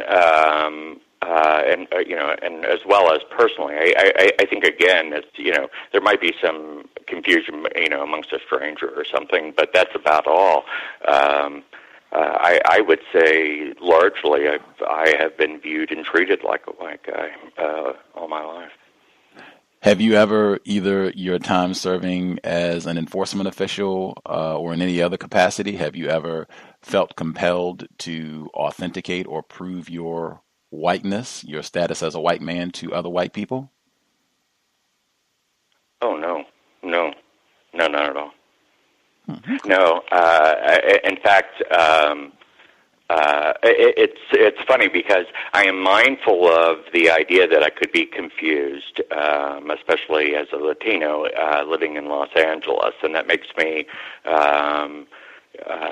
it places me in a position that I am mindful of that at a first glance, someone may think that I'm Latino, and then understanding interactions with how much more dangerous it is for a Latino man or any person of color really having an interaction with police. I'm kind of mindful of that. In fact, I parked my car a block or two away from my office, and I was walking in one day and needed to bring a little knife with me just to cut a wire or something that was in my office.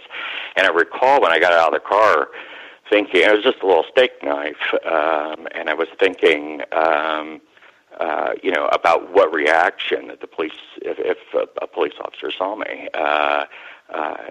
carrying it, and I kind of felt like, it's kind of on the, on the edge. So I think I have a greater, some may confuse me as being a person of color, or some may just, again, think I'm a guy with a tan. But that being said, I don't know of any time that, I was stopped or I was treated in a way that, is consistent for what I saw and how Latinos and other people of color are treated. I think it's more of a situation where I'm probably a bit more mindful of it.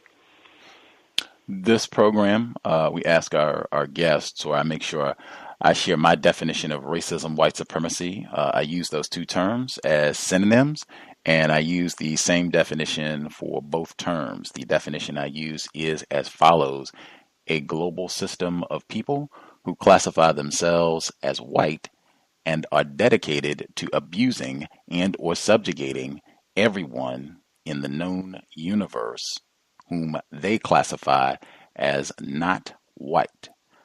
Do you think such a system exists? Do you think that definition is accurate? I do. I think that, at least as it was from my experience, is that while doing that, while being racist, is that there's sometimes a conscious intent and sometimes there isn't. And that isn't a scapegoat. In fact, it's quite the opposite. It's that we have a responsibility to be aware of that our actions, or as it related to the op-ed that I wrote, just my mere inactions, is, it's still racism. Whether or not, and again, this is my view, whether or not, I, was malicious in thought, isn't necessarily the point for me. I think that is an element. So, what I've said before is that we have a lot of blind racists walking around and just don't realize that they're racist. And I also think, that it's important to differentiate what is racist and what is bias. And I think that there is a separation there too, which probably speaks a lot to intent. For our listeners, first, I did not mention the word conscious in the definition when I spoke. That's one. Sure. For two, or the word bias. Those are two very important terms that I do not use when we are having dialogue about white supremacy, racism. I didn't use either of those terms. Also, metaphors. I know it's been a while since we've been broadcasting, but metaphors, that's something we've been talking about for a long time blind racists?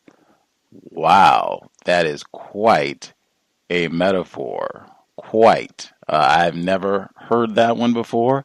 I'll have to think about that one, but it does seem to fit a pattern with regards to when I hear people talking about racism, white supremacy, specifically when I hear people talking about white culpability and white men and women like Mr. Shrewsberry practicing racism, white supremacy. When you brought in the terms, you introduced the terms conscious and unconscious when responding to the definition of my definition of white supremacy racism. And you talked about some of the times you acknowledge your own unconscious acts of racism, sometimes silence when racist acts were happening around you. Can you think of any time where you have consciously practiced racism, white supremacy?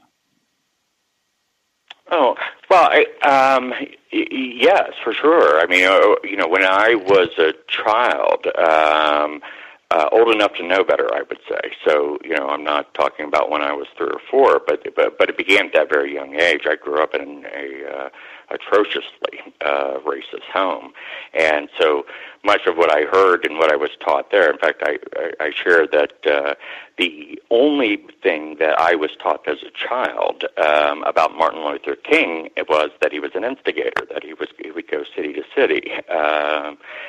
These are the kind of, to rile people up is what I remember my mother telling me. And I, even at a young age, was going, well, I'd be pretty riled up too.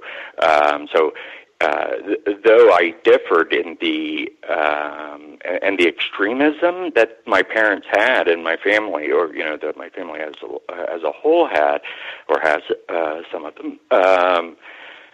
I said, that certainly continued as I get older, and I can't say that I remember, a specific incident, looking at somebody and using the N-word or something like that, but I know that I've used it for certain. One of the things that I talk about in my op-ed is that where there is this kind of process of dehumanization, and so when there came a certain time, and in policing in which I had stripped myself of any empathy. There was no self-reflection whatsoever, and the other side, so to speak, of what was going on. Why are there problems in particular communities? Why does the data say that some people, have higher rates of criminality and that sort of thing? Which I know now, these are just skewed data, but at the time, this is what I was taught. This is things I just kind of bought into. And then so if you connect that, with a Midwestern upbringing, in a city or in a town in which I think we had 1 or 2 black people total, that I went to school with, as an example. It wasn't a far leap. Now, I would say that the most direct means in which I targeted people was through racial profiling. And in fact, in one of the states I worked at down in South Carolina, I was even named on a team when it was a little bit more widely accepted. It still goes on today, but it's typically hidden under different guise. But I mean, there were absolutely times that I would just sit in a neighborhood and wait for a black person to come through, and the moment they did, then that meant that they were up to something, and we would stop them, harass them, run their tags, search their car, that sort of thing. So there's a great deal of that. One of the things that I want to say is that I speak about some of the reasons that I acted the way that I did, or the attitudes that I may have had. But it's very, very important for me to say that that this is not me seeking atonement. I absolutely believe that I had a responsibility of, at the moment that I had, developed critical thinking skills to understand that, much of what I was saying and doing was damaging. So that's absolutely not I'm not looking for cover. But I used to tell my son there may not be an excuse, but there is a reason, and so I think that by sharing some of those reasons, is that it may help other people identify what they may have believed wasn't an act of racism, to really kind of step back and say, let's really look at this at the core. And I'll tell you, this is something that I do on a daily basis. This isn't ending. I mean, there's things in the last weeks, that stories that I may have told, and I never believed in a million years that what I was doing was racist. But when I really stripped down and asked myself questions like, okay, what if that had been a white person? Would I have acted differently? Or would I have been as afraid? Or would I have been as harsh? And if you're honest with yourself, especially if you're in a position of power, as I was as a police officer, then it's hard to escape the reality that, and this is where I use the term blind racism, of where we're just all kind of, in very varying degrees, walking around doing things that we're not being mindful of what the impact, the bigger impact is, or how that can subjugate, people as a whole. Right. I want to just make sure, I had a question, but I just want to make sure I heard you correctly. You said that you grew up in an atrociously racist household where they had racist ideas about black people that were on TV or what have you, even though it seemed that there were not very many black people in your hometown. You said you yourself have called black people nigger, maybe not to their face, but you've used the term, yes? Sure. Yes. You said that you practiced racism in your capacity as an enforcement official. You were, in places where, there goes a black person, boop, I'm going to profile him, go stop him, whatever that entails in your process as an enforcement official, race soldier, in my opinion. You said that, it was one part I think I missed. You said that there was, I guess, a town where this is right in the part where you were talking about as an enforcement official, you would stop a black person if you saw one. You said that there were some towns or places where the team's mascot was something associated with racism. I didn't really understand that part. Do you? Oh no, I'm sorry. I must have misspoke. No, I was saying that there are areas in which, as a police officer, that we would create profiling teams, and so that its sole purpose would be looking like at that time, during that time, there was a lot of awareness about drugs running from Miami to New York. I was in the Southeast, and so we would literally sit on 995 and look for young black people or young Latinos. If they happened to be in a rented car, that only ensured that they would absolutely get stopped. And then there was no other basis other than that, just it's a black guy. Now, well, actually, if I could hop in right there, and I think this is extremely important. This is a pattern that we've observed for years, and in my view, I've said also metaphors. When I hear a white person who, as you've just done, who testifies, admits numerous conscious acts of racism over a number of years from extraordinary positions of power as an enforcement official, where you not just have the ability to cage someone, take away their liberties, you can take away their life, operating with a pistol. Where you've admitted these things and said that you had a team. I'm glad you cleared that up, because maybe I just didn't hear that part correctly. But you said you had teams that were specifically designed, profiling teams, to go out and nabbing black people, nabbing niggers. We see them, we're going to profile them. We got this drug, whatever, that's going to be the roost. We got a drug pipeline that we're stopping, but we're stopping black people. To use the term blind racist, in my view, that is one of the gargantuan, and I want to highlight, emphasize, we haven't been here for a while, that is one of the gargantuan ways that white people practice white supremacy racism. It is a very different conversation to just say, these are what I said in my definition. This is white dedication.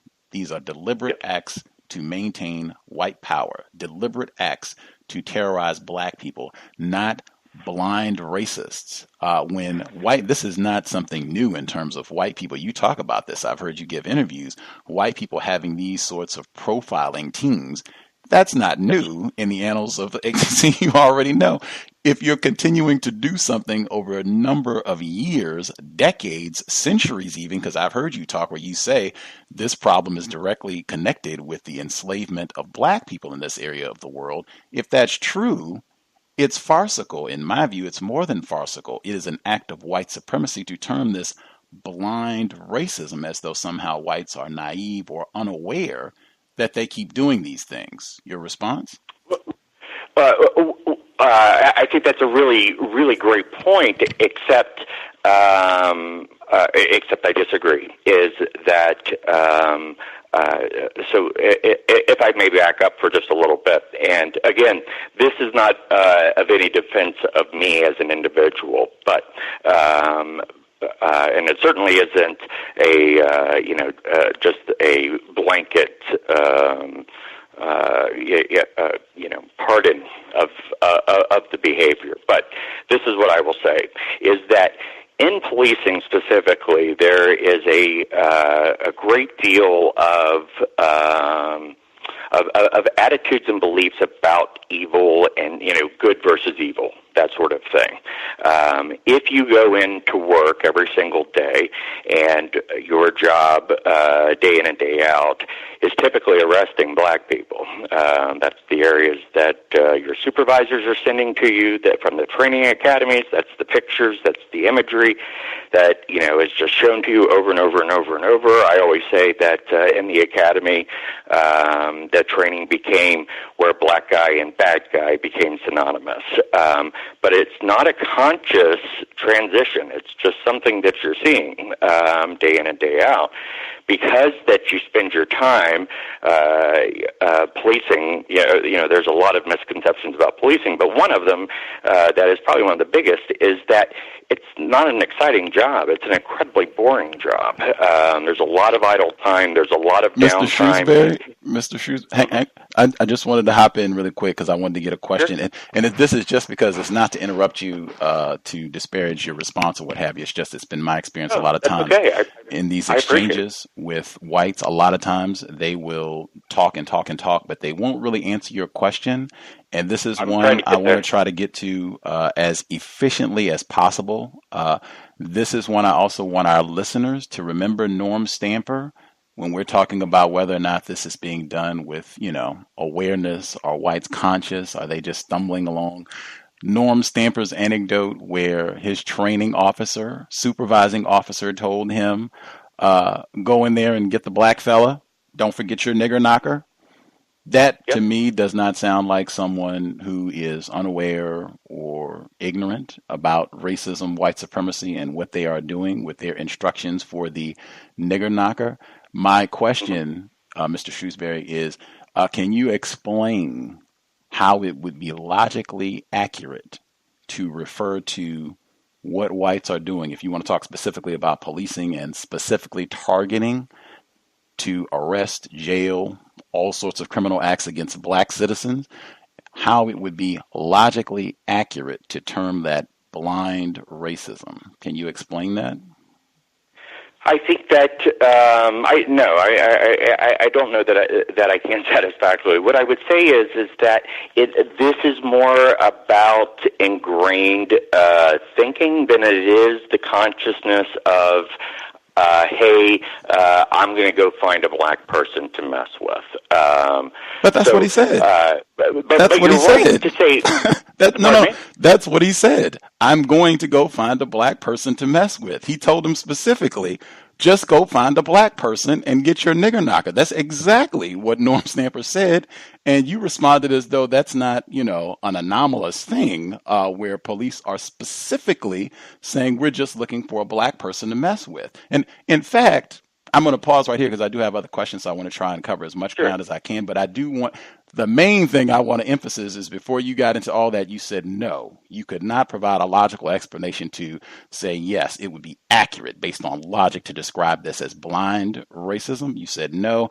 I don't think you can either. And I'll repeat what I said before. For Mr. Shrewsberry or any other white person to describe this as blind racism, they're practicing white supremacy, and in my view, they're trying to give you something that doesn't make sense. They're trying to give you an illogical way of framing this problem that does not just make it very simple and very honest and accurate. White dedication to terrorizing black people, maintenance of white supremacy. That's what it is. Use terms that reflect that. What I'm saying to you is that I am not disagreeing whatsoever with your description. And certainly, I mean, there were things, I mean, I can't tell you the number of times in which I heard, you know, supervisors even, or someone at a shift change or a roll call say, let's go F with some N-words. I heard that more times than I could count. Did that have an impact on me and my behavior? Absolutely, without a question. I don't doubt it.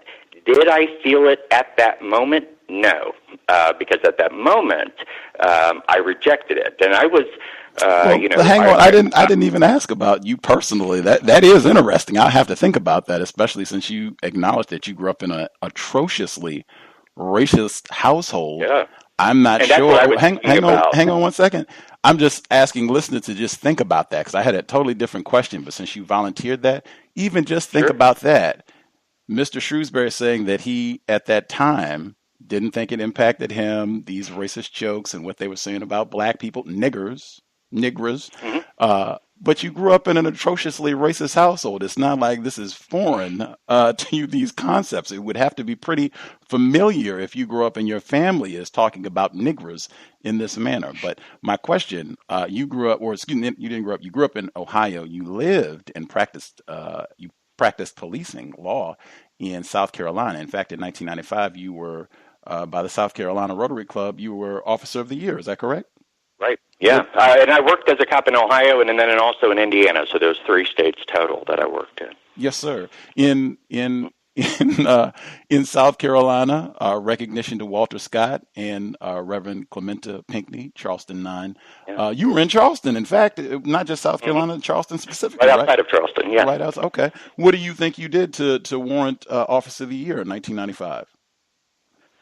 I arrested a lot of people. That was it. I was a night shift officer. In fact, I was a supervisor, and for that particular year, I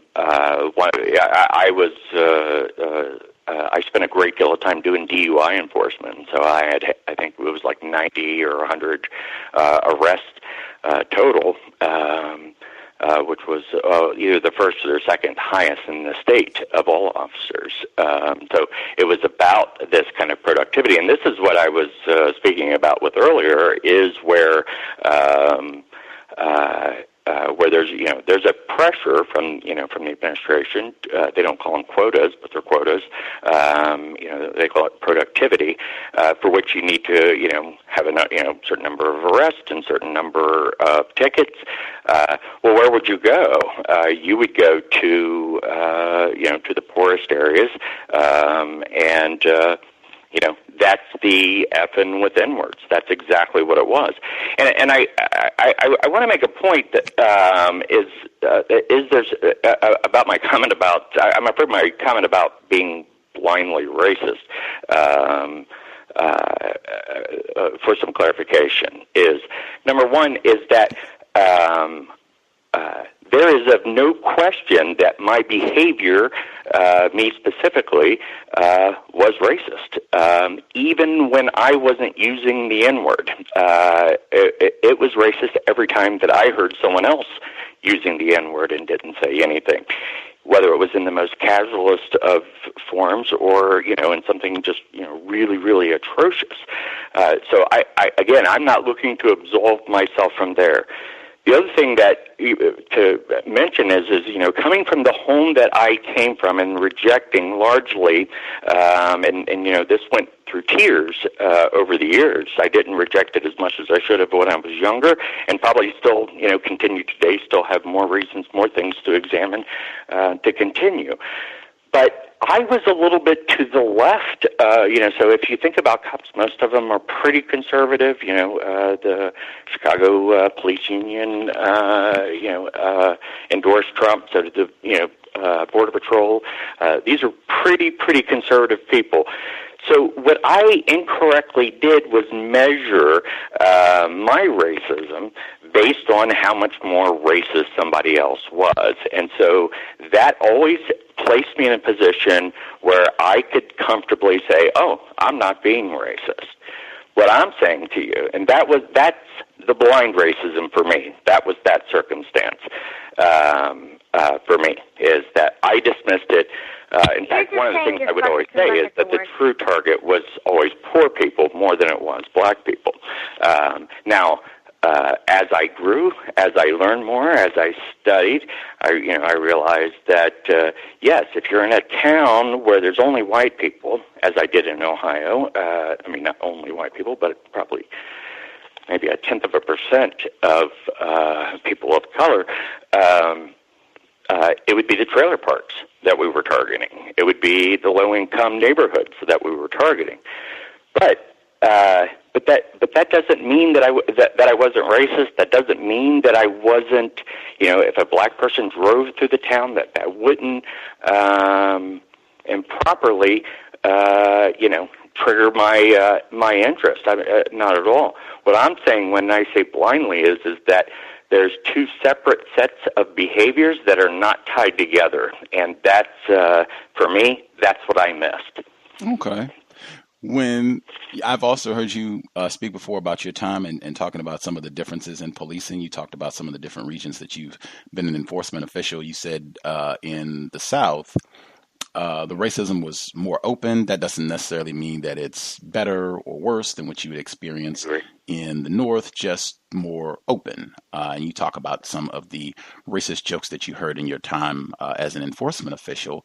That is something that for years, our 9-year anniversary is next month. For years, we have talked about the importance of racist jokes. That's something that I've emphasized. I always love it when we have white guests who, talk about being a part of these exchanges. Are there any racist jokes that you recall hearing from your days as an enforcement officer that you can share with us? Well, I think the one that jolted me the most was in the South, and there was this constant poking about being a Yankee. I was surprised, that the Civil War was still going on, but they were still talking about who was a Yankee and who wasn't. I was outside of a department. There was probably 20 of us standing outside. It was probably shift change or something, maybe after a training, and one of the officers yelled across, "Hey, Shrewsberry, do you know why we hate Yankees?" And I said, "No, why?" And he said, "It's because y'all think black people are people too," but he said N-word. And I was just utterly stunned. I mean, my mouth dropped open. But where I was racist, my culpability is I just laughed along. I said nothing. I made no objections. I knew of police officers who would describe black people as fallen angels. Religiously fanatic, saying that black people were a defect from God. But the problem is that I didn't say that, but I did not consider my responsibility, which was more of my privilege, more deep down racist views. I didn't feel the responsibility at that time to speak out against it. It was just accepted. Context of white supremacy. Again, our guest, Mr. Randy Shrewsberry. If you have a question you would like to ask, feel free to chime in. The number 641-715-3640. The code 564-943 pound. Press *61 if you would like to participate. Number again, 641-715-3640, code 564943 pound. Press star 61 if you would like to participate. If you dialed in before, for some of the folks who called in early and shared a comment or two, you, I guess, will already have a hand up. That might be a little confusing, but we will work it out. Just star 61 if you have a question for Mr. Shrewsberry. We will get you on the line. Again, our guest, Mr. Shrewsberry, you are the founder, executive director of the Institute for Criminal Justice Training Reform. As you said before, this nonprofit has not been around that long, just about a year and a half or so. What is your ultimate purpose, your ultimate goal with this nonprofit? Well, foremost is that we need to realign in the means in which police are just simply trained from kind of top to bottom. Slave patrols was the original purpose of policing, and when training academies became introduced, it was still based on that kind of foundation, even though slavery in the legal sense had passed. And it hasn't been changed since. The only major change that police training has ever had was in the late 50s, early 60s, when Daryl Gates moved and started presenting militarized policing through SWAT forces and that sort of stuff. There's some really major issues within police training that most folks don't know about. Is first and foremost is about half of the U.S. has exceptions that allow police officers to work on average a year. Some's a little bit more, a few of them are a little bit less, but work for about a year without ever going to training.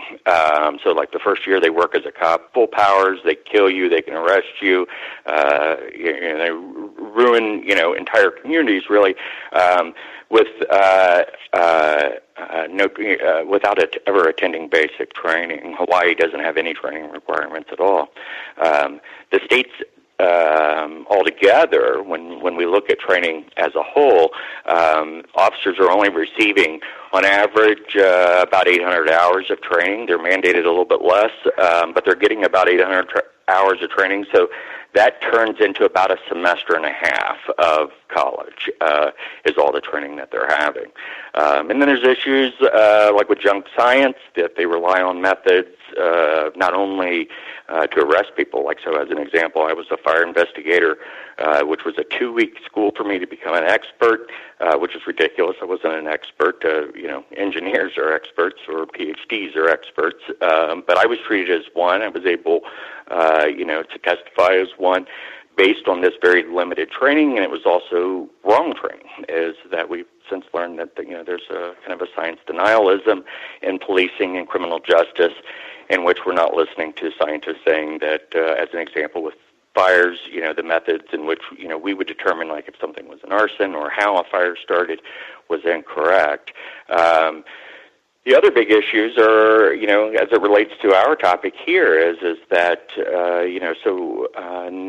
indigenous people are 5 times as likely than whites to be killed by the police. African Americans, African Americans are 3 times, and Latinos are twice. And so while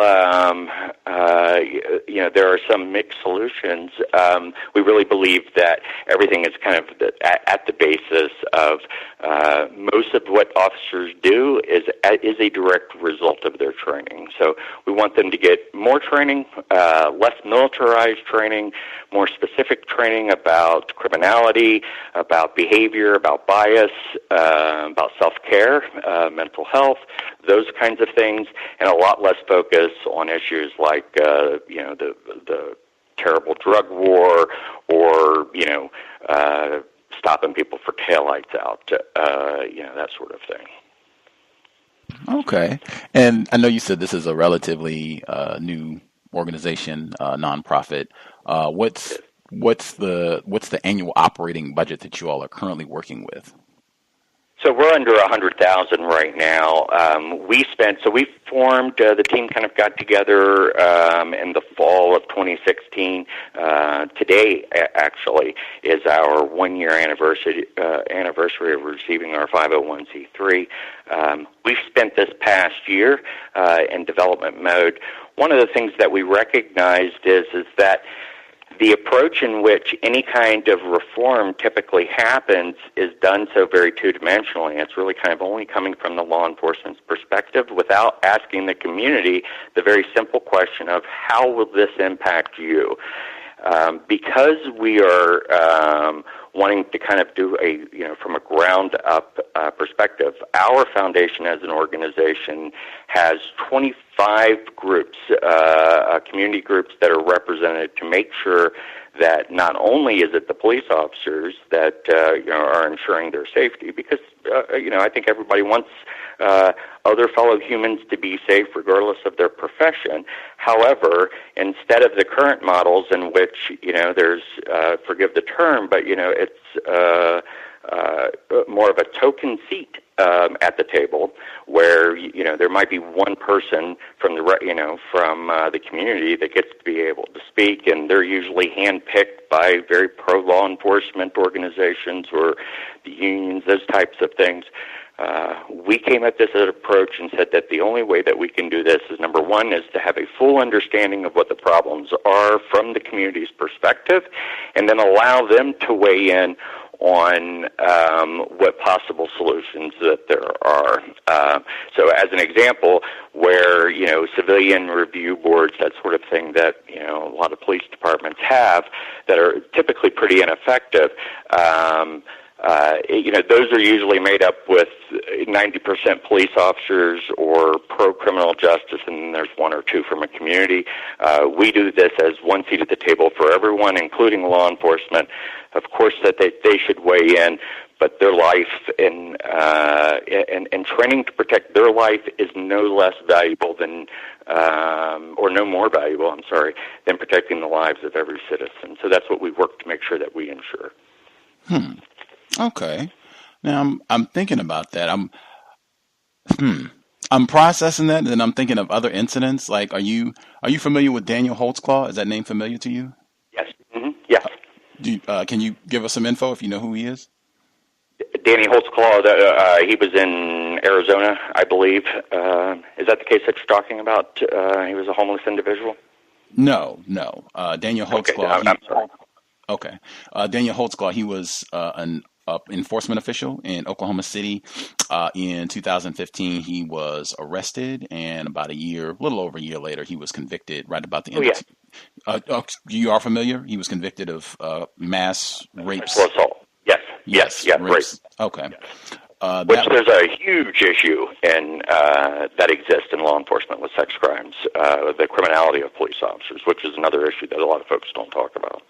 Absolutely. One that we have devoted quite a bit of time talking about on this broadcast, the Daniel Holtzclaw case specifically, and, as you mentioned, the broader problem of sexual terrorism from enforcement officials. Are you familiar with Justin Volpe?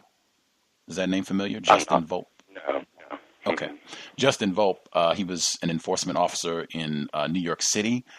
He anally sodomized Abner Louima, a black male immigrant, sodomized him with a plunger, and then paraded around the police station with the plunger.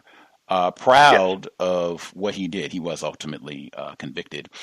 And Holtzclaw's case is up for appeal. That is one that folks should continue to keep an eye on. But I think I brought up those two cases specifically just because I asked about the Institute for Criminal Justice Training Reform, what you all's objective is, what you're hoping to do.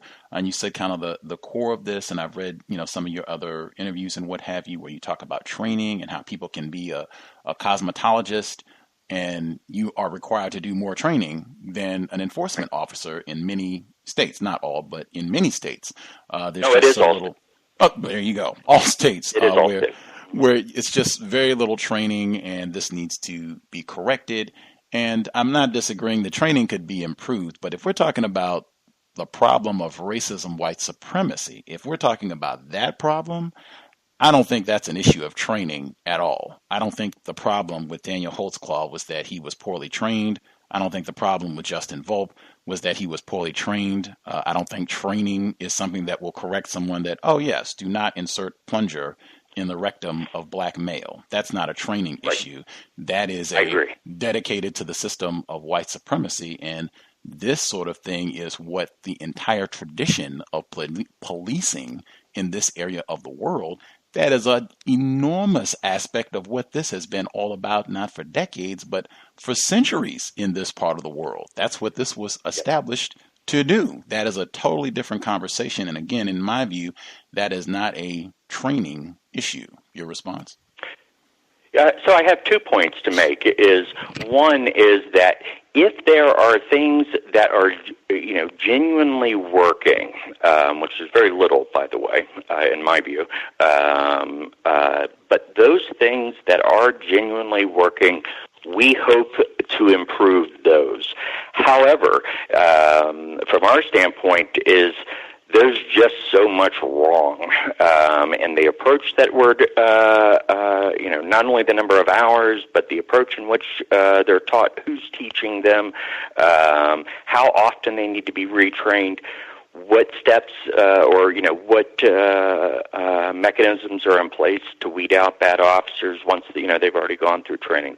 However, my second point is that as it relates directly to Holtzclaw is that part of training and that we've kind of taken on is also recruitment. And so as an example, most police officers take a psychological examination called the MMPI that should be grabbing the attention of the hiring folks or the psychologist to say you're probably you're buying into someone who's got a lot of problems or propensity to this kind of violence, that type of thing. The MMPI and then the MMPI-2 has been used for years and years and years, but we still see criminality. We still see, at a higher rates than even in other professions of positions of trust. Like if we compare to like judges and doctors, teachers, that sort of thing, we see a great deal more of criminality among police officers. And they're all pretty predictable. There are domestic violence, battery, sexual assault, so that, all crimes of violence, that's not being weeded out. And so if you have the numbers of cops that are arrested each year, as we see, it's not working. So we say the same thing about training as a whole. If you kill 4 people a day and a cop's killed every 2 weeks, it's not working. So we have to have a brand new approach. And so that's what our ground-up approach is. Now, I will say, without any intent to minimize or dismiss, is there's always going to be the Daniel Holtzclaws of the world. There's always going to be, these folks that are taking advantage of the position that they're in to be able to wield their power against someone more vulnerable. However, I do believe that it is critical that every agency re-examines in which what they're doing to screen this out, and that's what we believe has miserably failed. So would it have caught Daniel Holtzclaw specifically? I don't know, but I do believe that it would cut back on a lot of incidences of Holtzclaw. But and by the way, I am looking at this at a surface level or more surface level. What is going on, for which gave him this idea in which that he could do that. Once placed in that position, I think there's that is that white supremacy that you speak of that we have to address as well. The other kind of screening that we want too is about bias. Is that if someone has shows indications of greater bias, then that should be something that we're weeding out. My response, the 2 important words in your response there, where you said the system failed, where you're having incidents like these, whether it's failing and not screening out some of these individuals so that you don't have these incidents happening. You're not attracting individuals to want to be enforcement officials who might have a propensity for this sort of sexual abuse or racism or any other misdeeds that enforcement officials are carrying out. Alcoholism, certainly. I know some of our guests have talked about that, enforcement officials being under the influence and carrying out some of these deeds. I would say failed and not working, those would depend on what exactly these systems are supposed to be doing. If we are in a system of racism, white supremacy, and we're supposed to have profiling teams, and we're supposed to have enforcement officials who do feel, hey, any 10, 12, 13, because Daniel Holtzclaw, I think it was 13 victims that he went to trial for, any 13 niggers that you feel like raping while you're on duty or off duty or what have you, that's what you're supposed to do in the black part of town. If that's what this is about in the system of white supremacy, then it is working. It is not a failure. Well, hang on one second. It's doing exactly what it's supposed to do. And that comes back to why I said I reject terms, thinking about this, paradigms where it's blind racism. The conversation should be, are we in a system where this is the design? This is exactly what is supposed to be happening. This is exactly what's been happening for, again, decades, centuries in some cases. This is exactly what's supposed to be happening. This is a new year going right on into 2020, 2025. We'll be having the same conversation in 2100 if that's what is supposed to be happening. It's a very different way of thinking about this. And again, in my view, the people who are saying that this is blind racism or accidental in somehow, or white people are not aware, all of that is misleading you. And in my view, again, I'm just restating when Mr. Shrewsberry or any other white person presents that way of thinking, that is an act of racism, white supremacy, because it's just not based on logic. Have you ever fired your service weapon in the line of duty, Mr. Shrewsberry? Did you ever? No. Okay. Never. Were you ever? There had been times I could have, and I would have been perfectly cleared to, but there was no need for me to ever. Were you ever, in your time as an enforcement official or as a forensic investigator, because you had other capacities, were you ever accused of practicing racism? Oh yeah, pretty regularly. In fact, I think most cops are. Now, so I mean, and this kind of goes to, and I understand that we disagree about blind racism, and I will absolutely examine this phrase as my days go forward. What I would say to you is that, as a really good example, is that there would be folks that I would pull over who are black, and again, my logic, what was going on in my head, is the belief in which black people are arrested at greater rates. There's something wrong with that community. There's a moral failing. Now, the evidence that I used to base that up is faulty, but that was the evidence that I knew at the time. But I would stop somebody, and they would say, I know the only reason why you're stopping me is because I'm black, and I would react. Most of the time, I wouldn't say anything, but I would, react in my mind that no, I'm one of the good ones. There's some really racist guys out here, but that's not me.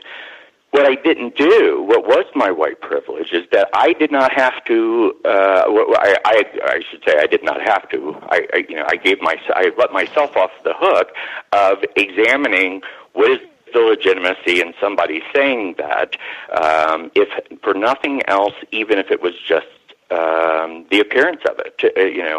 Is it legitimate for a black person to assume that they're being a target of racist acts each time that they're stopped, even if it really wasn't? And I would say yes, they would. And that was what my privilege allowed me to separate myself from, is not giving the credence to ask myself, why is it that black people are saying this to me all the time? Is it because what I'm doing is racist, or is this the experience that they live? And it was both. sometimes I stopped people because I was profiling them. But there were a lot of other times that I stopped somebody who believed that I was being racist when it was just, just a stop that I would have made with anybody, where I had no idea who was driving, as an example, or what the color of their skin was. But neither is wrong. What was wrong is that I created this barrier that created the blindness, or continued that barrier, in which I did not look at exactly. I did not hear those accusations with legitimacy. But I do now. I mean, I see it now. 2 questions, and I'll double check with our callers, see if they have questions that they want to get in as well. We might have new listeners, might be like, wow, Gus, you have a lot of suspicion questioning Mr. Shrewsberry. Do you think it's logical for any black person, any non-white person, victim of white supremacy, to be suspicious of you or any other white person under the system of white supremacy? Absolutely. I couldn't imagine you wouldn't. That's earned. Yeah. I think so. As an example, one of the things that I talk about that kind of goes with this is that I have this belief that as a whole, if we look at policing, there's no good cops and bad cops. What I always say is there's some cops that are better intended than others, but the behavior is the exact same. And because of that, then I think that if we set aside that motivations really doesn't matter, because at the end of the day, it matters perhaps to the individual, but at the end of the day, the reactions or the behavior is the same. Absolutely, of course. Knowing that, I think that if anyone is seriously talking about the problems in criminal justice and is not talking about the way in which racism impacts our entire criminal justice system, then I think I think that they're being intellectually dishonest. Okay. However, that being said, hold on one second. Just wanted to do my other quick question. And have you made any effort, since you've talked about your own experience in participating in these profiling teams and what have you? Have you made any effort at restitution to some of the black people that you may have stopped unjustly and caused real problems? No, much of it. I left policing in the early 2000s. I would, have no idea even in which that could be done. So the answer is no. I have never. No restitution. I've never been. Pardon me. Mr. Stamper said the same thing when we had him on the program. He had some similar incidents. One of my other favorite anecdotes, he said he would do the chokehold. This was when he was in San Diego. He said he would do the chokehold, and this is in his book, some of these anecdotes, Breaking Rank. Mm-hmm. He said he would do the chokehold on the suspect, and then he would whisper in their ear, "You're going to die, asshole," before they blacked out. But he also said he didn't do any restitution for the folks that he abused, assaulted while he was carrying a badge and a gun. For folks who dialed in, if you have a question for Mr. Shrewsberry, checking folks who have a hand up. If you have a question you would like to get in, the number again, 641-715-3640, the code 564-943#. Press *61 if you have a question. Looking at the switchboard, for some reason it's taking a while to load. I will see if I can refresh and nab some of the hands for. Oh, okay, there it goes. Great, reload. All right, so folks who dialed in, if you have a hand up, I'm going to try and go down the line. Hopefully I will not mess up with the people who dialed in who had a hand up earlier, to just get their comments since we were back on the air. The caller, 5136, caller 5136, did you have a question for Mr. Shrewsberry? You should be with us.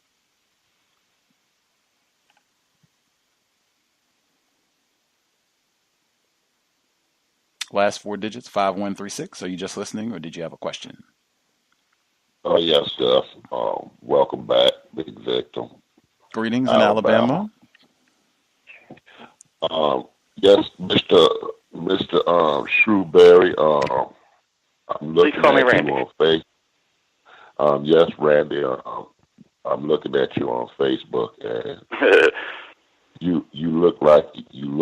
And then I was listening to some of the callers when Gus was trying to get in contact with you, and they were saying he looked back. So I went back to Facebook and I looked at your picture for about the second time, and I looked and I said, "You do look back. Was you adopted?" No. I just come from an indigenous home. My grandparents, on both sides of my mother and father's side, was Cherokee Indian. So everyone in my family kind of looked that way. In fact, you were kind of asking earlier, Gus, about how, folks would identify. Like, I remember even as a child, my parents would say that if we were swimming, like at a lake or a pool or something, they would be able to spot us because we were the people who were a little darker than white people, but lighter than black people. So certainly, I could see where someone may say that. They just haven't said it to me. Latino more than anything else, but that might be because of the part of the country I live in. I got a second question, Gus. When you was a police officer, did you have any of your fellow police officers like they was kind of standoffish to you because like they looked at you because to me you don't look white. You look like an Indian. So did you have any of your fellow police officers that was like what I want to say the hardcore racists? With some of the racist police officers, would they be kind of standish off to you? Thank you for letting me ask the question. As we're talking about it, I remember that there being instances, and so there was a running joke about whether or not I was Middle Eastern at one point. There were racist jokes relative,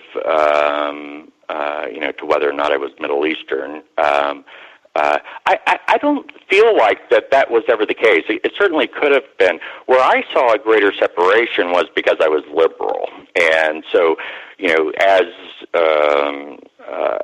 Mr. Hutchinson just talked about, Norm Scamper's quote of choking someone out. Now, I'd seen it, but I never did it. And so, which is another part of, where I was measuring extremes of behavior as to whether or not, whether or not, I was doing something wrong. But there was constantly, when I would insist on the times that I did, and this was later in my career, that, we don't just stop somebody and make them dump pockets out on the hood of your car and you make up probable cause after it happens. That's when there was distance that was started being created. When I left policing, I had done some consulting work on like criminal defense attorneys, that sort of stuff. They would label you a turncoat, because they're, it's a mortal sin to speak out, to not stay with the boys in blue, that sort of thing. So if there was a separation that I saw, and in any large way I would say that I didn't really feel it in any meaningful way, I did notice that, I just was had far more liberal thinking about ideals than the cops that I worked with did. Okay.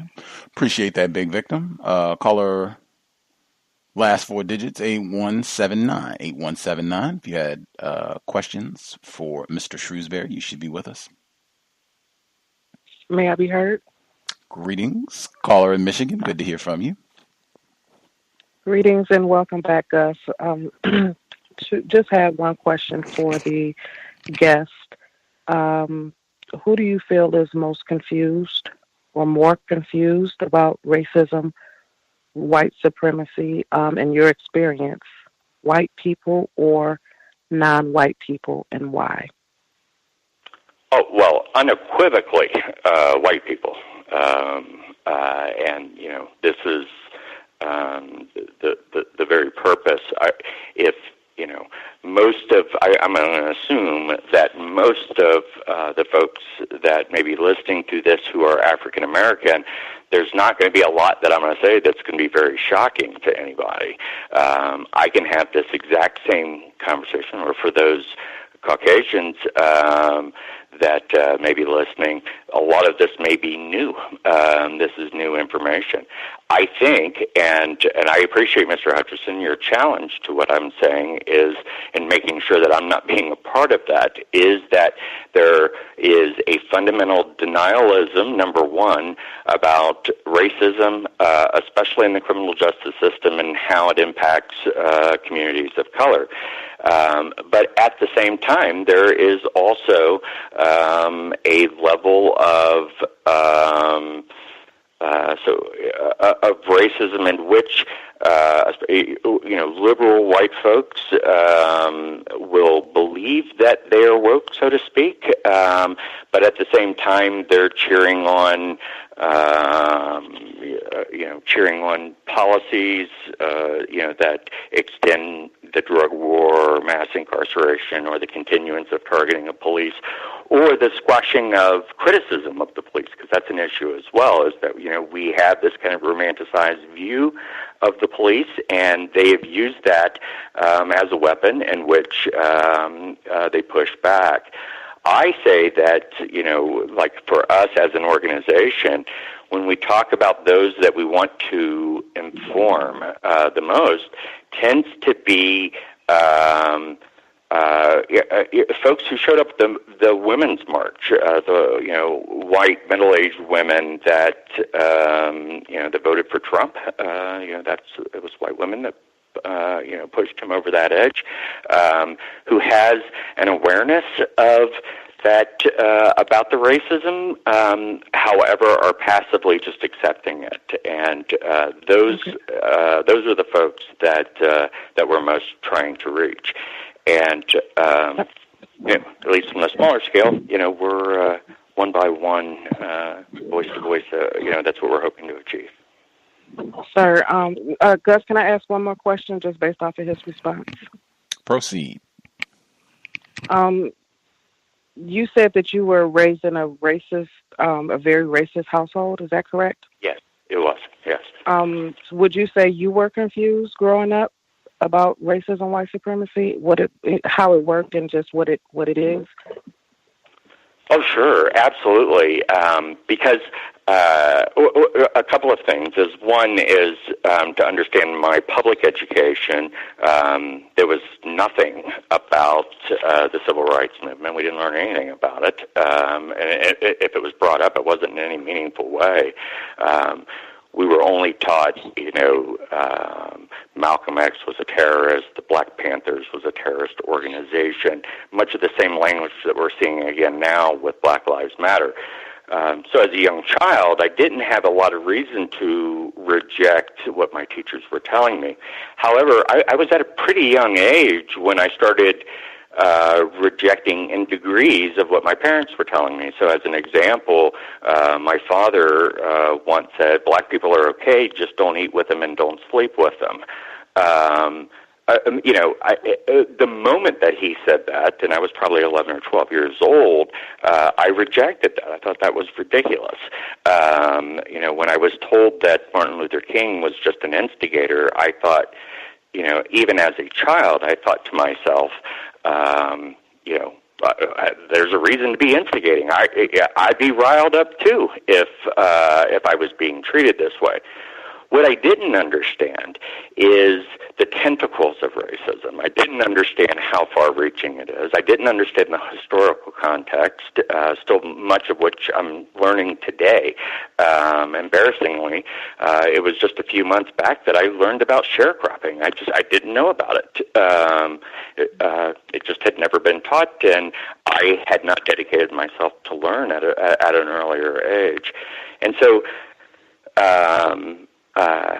I would say, and again, when measuring if there was worse, I was the golden child as it relates to race in my family.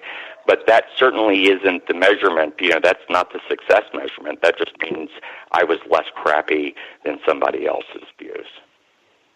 Okay, well, thanks for answering my questions. I'm going to mute myself. And again, welcome back, Gus. Much obliged. Thank you kindly for standard question. Much appreciated. Other folks, let's see. Mhandisi, you dialed in. You had a question for Mr. Shrewsberry. You should be with us. Did you have a question, sir? Yes, sir. Can I be heard? Yes, sir. Yes, sir. My question to the individual is, one, you said that you classify as white. Is that correct? I do, yeah. Yes. So, okay. So, do you understand, or do you understand scientifically that you are albino or albinoid? I did not know that. No. Okay. The other question, my last question, is: are you going to, or what are you going to do to end the system of white supremacy in the next 2 months? Well, what steps am I going to take to be a part of that? That's not what I asked. My question is, what are you going to do to have the system of white supremacy ended in 2 months? Oh, well, I can't. Why can't you? Why can't I end all white supremacy? Yes. I mean there's a much greater ingrained issue throughout our population. I mean, there's not. I wish that there was something that I could do or say that would absolve it, but I would be being dishonest to say that I could. But you are a white person. Mm-hmm. I am. So and what white I can people do is are causing white people are doing white supremacy. White people are the ones that are committing the crime. I agree. Of white supremacy. White supremacy is killing black people. You are a white person. Why can you not finish this system, end this system, in 2 months' time? Well, because I don't think that there's one individual anywhere that can reverse what everyone else is doing or what everyone else's attitudes are. How long will it take for you to leave this country?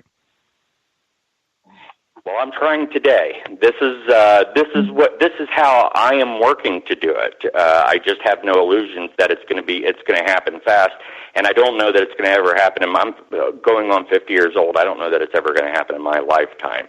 There's no evidence that it's going to reverse that much over the next 30 or 40 years. So you'll continue white supremacy for the rest of your life. That's my final question. I'm going to continue combating white supremacy, and that's the position that I am in now. And how I do that, one is through the nonprofit organization where we're targeting, but in a greater sense, as a human, is to talk openly, allow my conceptions to be challenged, allow there to be a dialogue that should have happened 30 years ago for me personally, and I just build from there. That's the furthest that I can do. I speak about it every day. I write about it. I do media events and that sort of thing. I encourage other white people to step outside of denialism, to look what evidence tells us, even if they don't know someone who has shared their personal stories of threats from police or treatment in the courts or that sort of thing, as I show them what the evidence is. Not that should be needed. I mean, we should just be listening. But those are the steps that I can take to work towards chiseling this down. But the reality is that this country was built on the back of black and brown people, its very beginnings are, I mean, so we can start with the genocide of the indigenous people and slavery. White people have profited and have climbed ladders on the backs of black folks for decades and decades and decades. That's what, while we're better today than we were yesterday in some areas, we have just so much more to overcome. I wish it could be done in a couple of months. I can only give you what my pledge is as a human being, is that I speak about it and confront about it, challenge my own self as much as possible to make sure that it's not a continuation of behavior. It's not this blindness that I mentioned. Appreciate that, Mhandisi. See Thomas in New York. Did you have a question for Mr. Shrewsberry, or are you just listening?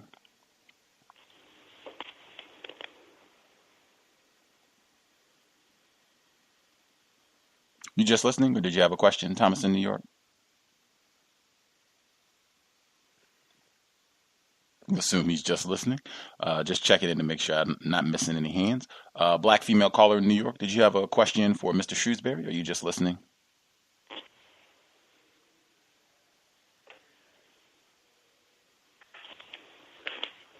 Folks might be just listening. That's fine too. Caller at 2730. Are you just listening, or did you have a question? Yes, I have one question for Randy. Mm-hmm. Yes. You mentioned how blacks were associated with crime during your time in police training and as an officer. Could you speak more to how blacks were framed as criminals, and specifically any other words or terminology that they were referenced to? So reference that, yeah.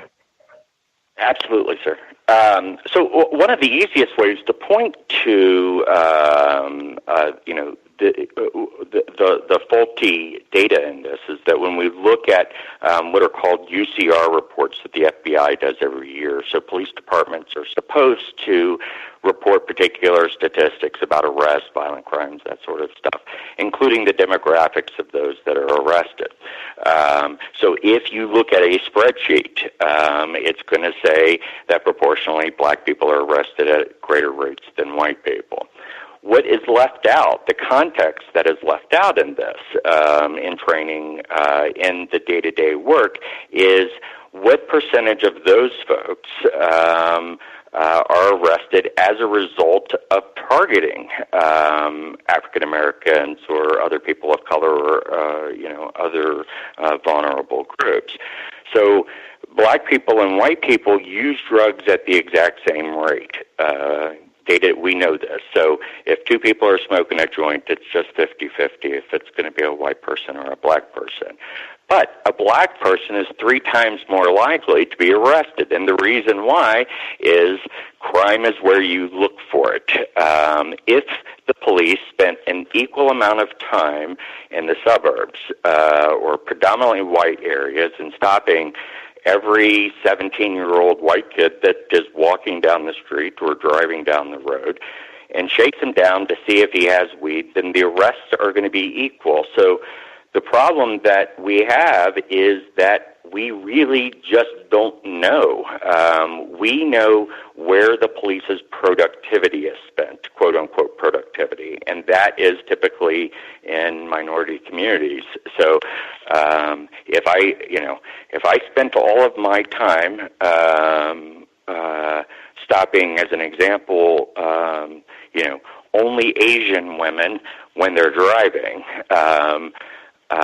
believing that, Asians don't drink and drive at higher rates. If all else is equal, I'm going to arrest more Asian people because that's who I'm stopping. And that's the crux of the faulty premise that's sold is that, so this is a part of this blindness that I was speaking of, Gus, is that believing in which, you can look at a spreadsheet and say, oh, yeah, black people are committing more crimes. And then, I would spend day in and day out arresting black people without the consciousness of saying the reason why I'm arresting this person. Or I haven't questioned why we don't spend time, in the suburbs. Why are we not shaking down? That's the biggest example that I can explain. So that the data in which is pointing towards race classification, saying one is more criminal than the other. It's just a facade. We just don't know if it's even. It's just junk data. We just know that that's where the cops are. That's where they're making an arrest. Does that answer your question? It does. Thank you. Caller at 3311. 3311. Did you have a question for Mr. Shrewsberry? Yes. Yes, ma'am. Hi. Hi. My question was actually, I live in Dayton, Ohio, Montgomery County, and right now there's like a pretty bad opioid crisis that's affecting our neighborhoods. And I was just curious, being a cop, or previously being a cop, you had stated earlier that in like the culture of your workplace, a lot of the reasons why you tended to profile and stop black people is because you were seeing them and viewing them more as criminals. Yes. So I was wondering if, with that same logic, would you say that now that there's a lot of cops who are having to revive these people who have been ODing on opioids and whatnot, do you think that over time they would start profiling and seeing white people as criminals, seeing as how white people tend to be the main ones being revived? And that's my question. Sure. So my answer is no. I don't think that they will. In fact, I think that we're already hearing language that is vastly different than what we were hearing during the crack epidemic, and that was kind of the height of my career. Most of my career was spent in the 1990s. So this came right after a big militarization push, and then the continuation of the war on drugs. It was where Clinton had given lots and lots of money for cops grants and that sort of stuff that made officers. Really, one of their most primary functions were in the drug war. I think that the opioid crisis actually highlights perfectly our racist approach into criminal justice when we didn't hear politicians talking about issues of addiction, causes, what underlying factors could be causing. Is this about education? Is it about economic equality? Those types of things that we're hearing now. In fact, I read an article about the opioid crisis in West Virginia, and there was a litany of scientific reasons of why these communities are suffering the way that they are. The problem is that they're closer to right in the way that they're handling this as with the opioid crisis. I still don't understand the logic of any drug enforcement that says we know this is an addiction, we know this is a medical issue, but let's jail you, let's cage you as a solution broadly. But so even though they're doing better than they did before, I think that it highlights exactly the hypocrisy of where the solutions very often for the underrepresented, for the communities of color, is incarceration, the heavy fist of law. When it impacts white folks, it's more kid gloves, more embracing folks, to recognize that this is just a deep medical issue that's going on with addiction. Our caller in Ohio, did that answer your question, ma'am? Yes, that answered my question. Thank you. Right on. Thank you. Roz, did you have a question for Mr. Shrewsberry? I'm still listening at this point. Thank you, Gus. No problem. and retired firefighter in Florida. Did you have a question for Mr. Shrewsberry? Greetings, can I be heard? Yes, sir. Yes, to the guests. You have been asked the question on whether or not you were a white person or a non-white person, and I would just like to say that for the most part, the people that have been questioning you are not. They are primarily strangers to each other than this program. Most of us have never even met, so it's not like we collaborate to come up with this this idea. Before I got here. No, it just appears that you look very much like a non-white person who, quote unquote, used a metaphor, passes for a white person. Now, every time you've been questioned on this issue, you mentioned something that you mentioned some names, Cherokee, quote unquote Native American, which I fully don't understand on what that means at all. Indigenous people. And I would say if you are a white person, you are confusing non-white people. You're practicing racism. What is your take on that? That's just my first question. I'm not sure that I understand. I'm not sure I understand your question. I'm sorry. The question is, are you a white person or a non-white person? So my answer is in two pieces. Biologically, I'm indigenous. That is, what my heritage is. Okay. Hold, slow down. What does that mean? So indigenous means the first settlers of America. So Native Americans is what some people call them. Indians. Indigenous means, the first people. Wait a minute. I'm not that smart at history, but I would say the name America came up long after there was people in this part of the world. Right, and that's why so I don't understand on where the term America has anything to do with what we're talking about. Well, I'm not saying America. I'm saying indigenous, and we're talking about a plot of land. Okay, and I ask you, what does that mean? My heritage. Pardon me. I ask you, what does that mean? I'm not sure that I'm following your line of question. What I'm saying to you is that my heritage would be classified if the Census Bureau was, to come ask me to check a box. Someone ran my DNA. My heritage would be classified as a mixture between Caucasian, probably a whole mix of stuff, but primarily a mix of Caucasian and indigenous or Native Americans, as it's described as the classification is today. My privilege, how I am viewed and treated in the world, is as a white person.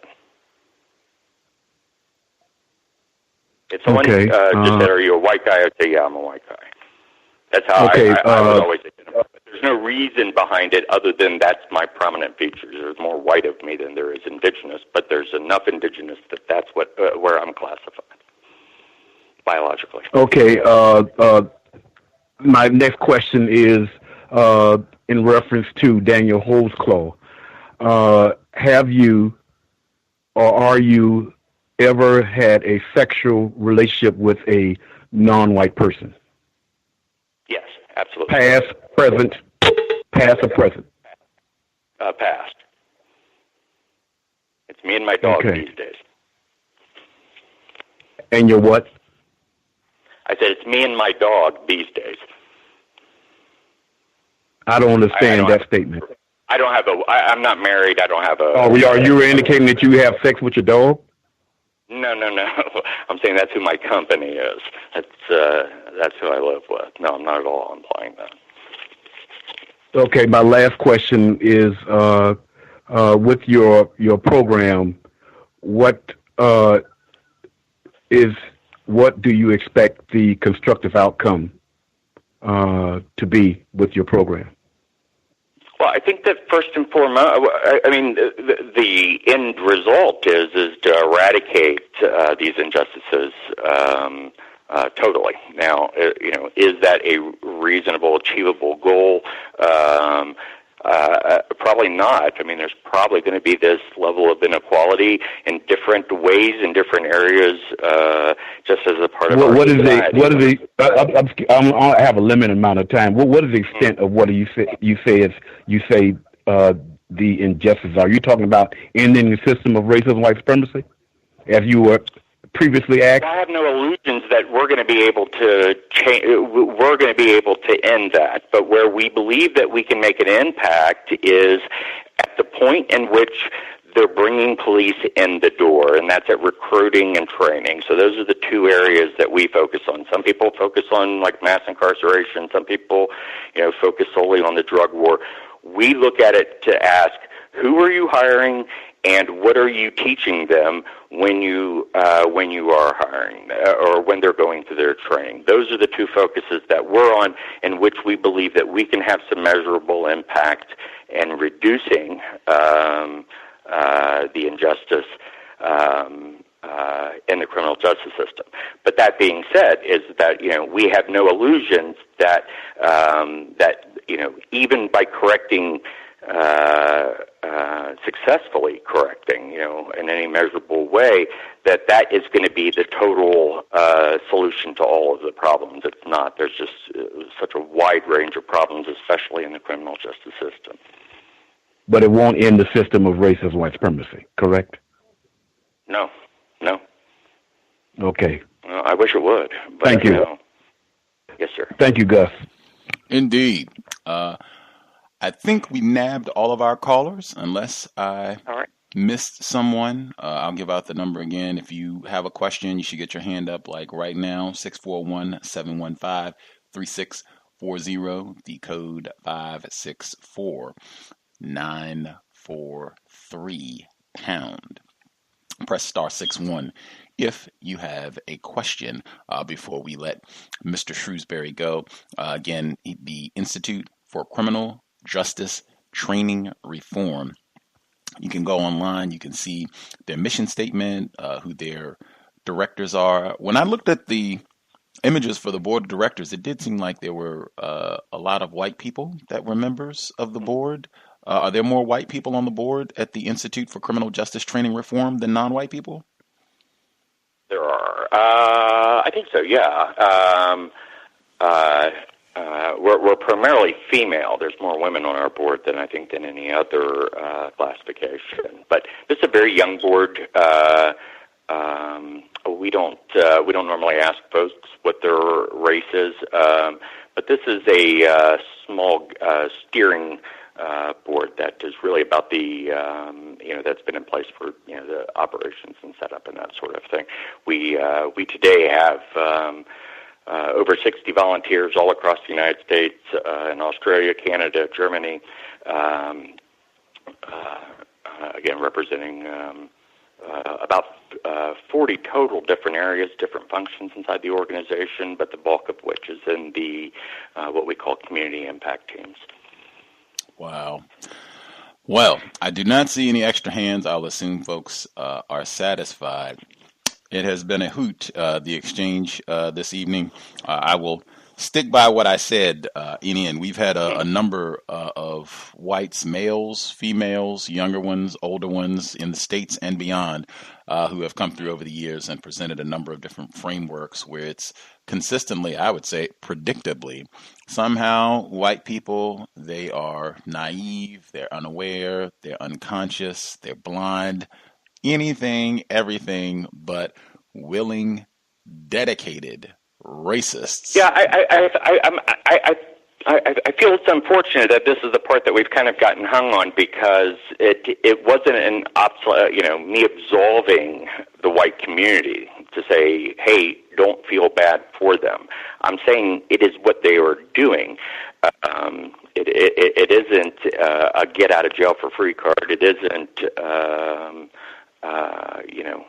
looking to absolve anyone. But I think that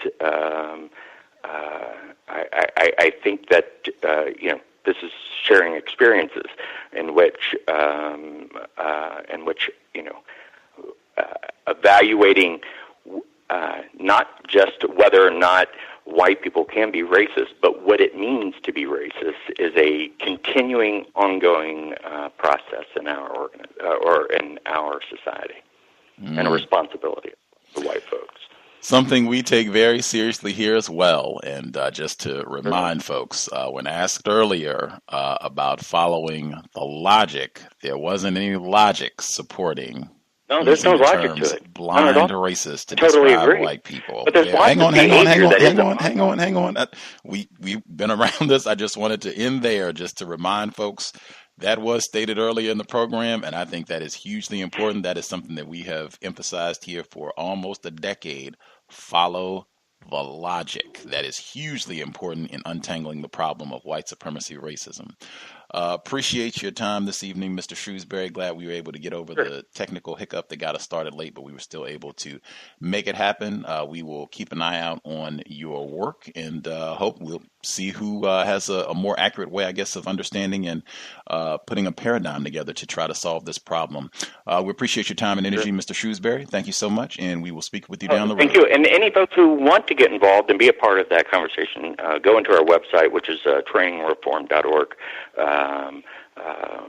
We're always open arms for more to lend voice. Outstanding. Randy Shrewsberry, thank you so much. Take care, sir. All right. Take care. Evening. Bye-bye. Context of white supremacy, Mr. Randy Shrewsberry. Images are very important. One of my pals who was very helpful during the whole flooding situation is a photographer. Images are very important. If I had not seen a photo of Mr. Shrewsberry, very different conversation. But just seeing that, either way it goes, he's still a racist suspect. I think that's very important, especially some of the questions that other listeners asked as well. I had such a chuckle. I've laughed at so many points during the discussion this evening, most of them while I was on mute. The best being Mr. Randy Short. But certainly I had a huge chuckle when our caller, black mother in Michigan, when she asked her consistent codified question about who's more confused about racism. And he said with great conviction, Mr. Shrewsberry did, that white people are more confused about racism. You can put that with the blind racist hogwash, dangerous hogwash acts of racism, in my opinion. Anywho, as I said, I think next week I'm going to try to see if we can return to something of our typical schedule. Workplace racism next Thursday, so that would be February 11th. The book club, Wisdom of Psychopaths. It was such a great book to be interrupted. And the compensatory call-in, I'm going to try and pick all that back up next week. I've been having internet issues at the most recent temporary lodging place that I'm at, but that seems to be stable, at least for the moment. So if all holds, we'll try and get back to our normal schedule next week. But you can just check the Facebook page and social media sites. I should be posting a bit more regularly as I try and get back into the flow of counter-racist broadcasting. Thanks for folks for their patience while we were down for a bit. Did folks have any comments that they wanted to get in, what they heard from Mr. Shrewsberry, his commentary on the program? Either certainly if we have any folks who think this is a non-white person who just wants to be a member of the white supremacist team, and I think he's non-white. If we have any people who have that opinion, that would be great. Any other thoughts? Folks want to chime in what they heard from Mr. Shrewsberry. Proceed, and hopefully we can get it in concisely. Any comments? Can I be heard? Yes, sir. Yes, Gus. Thanks for giving me the opportunity to speak. I was just listening and learning this evening, and I think everyone asked very, very great questions. My main question was when I saw his image, I was like, he looks like he's, quote unquote, passing. And I thought that the firefighter's questions were really powerful to elucidate that. I just thought, yeah, absolutely, that he does not look like a white person at all. And for him to say that he's being treated as a white person, I think, this is just my personal opinion, I could be incorrect, but I think that his treatment might have come as a result of him being an officer, not necessarily because they thought of him as a white person. But I could be incorrect. Also, I just found that when you played the Buckets and Buckets of Words, it was just, that was one of the reasons why I held back asking any questions, because I just thought he was going to go rambling and rambling. I just didn't want to deal with that because his voice is kind of agitating, because he does sound very white. I don't, that he just really sounds like a white person. So yeah, I would just say my big thing, I would just say I think he's a non-white person who is in the act of passing and wants to be viewed and treated as a white person. But I think that it's something that might have actually been a byproduct of him being an officer. Thank you, and I'll mute my line. Have you heard? Yes, sir, Big Victim. I think I agree with Ross. I think they accepted him because he was a police officer. Also, when you listen to Norm Stamper speak, you know he a white man. But when you listen to Mr. Shrewsberry speak, he came across as a victim. I in my mind, and when I was listening to him, I said, "This man is a victim. He's not no white person." That's how he came across to me. He didn't have an OC. He didn't have a seed. He didn't have that seed in him. That's how I took him. Thank you. Let me share, Gus. Big Victim in Alabama. Can I be heard? Retired firefighter. Yes, sir. Yes.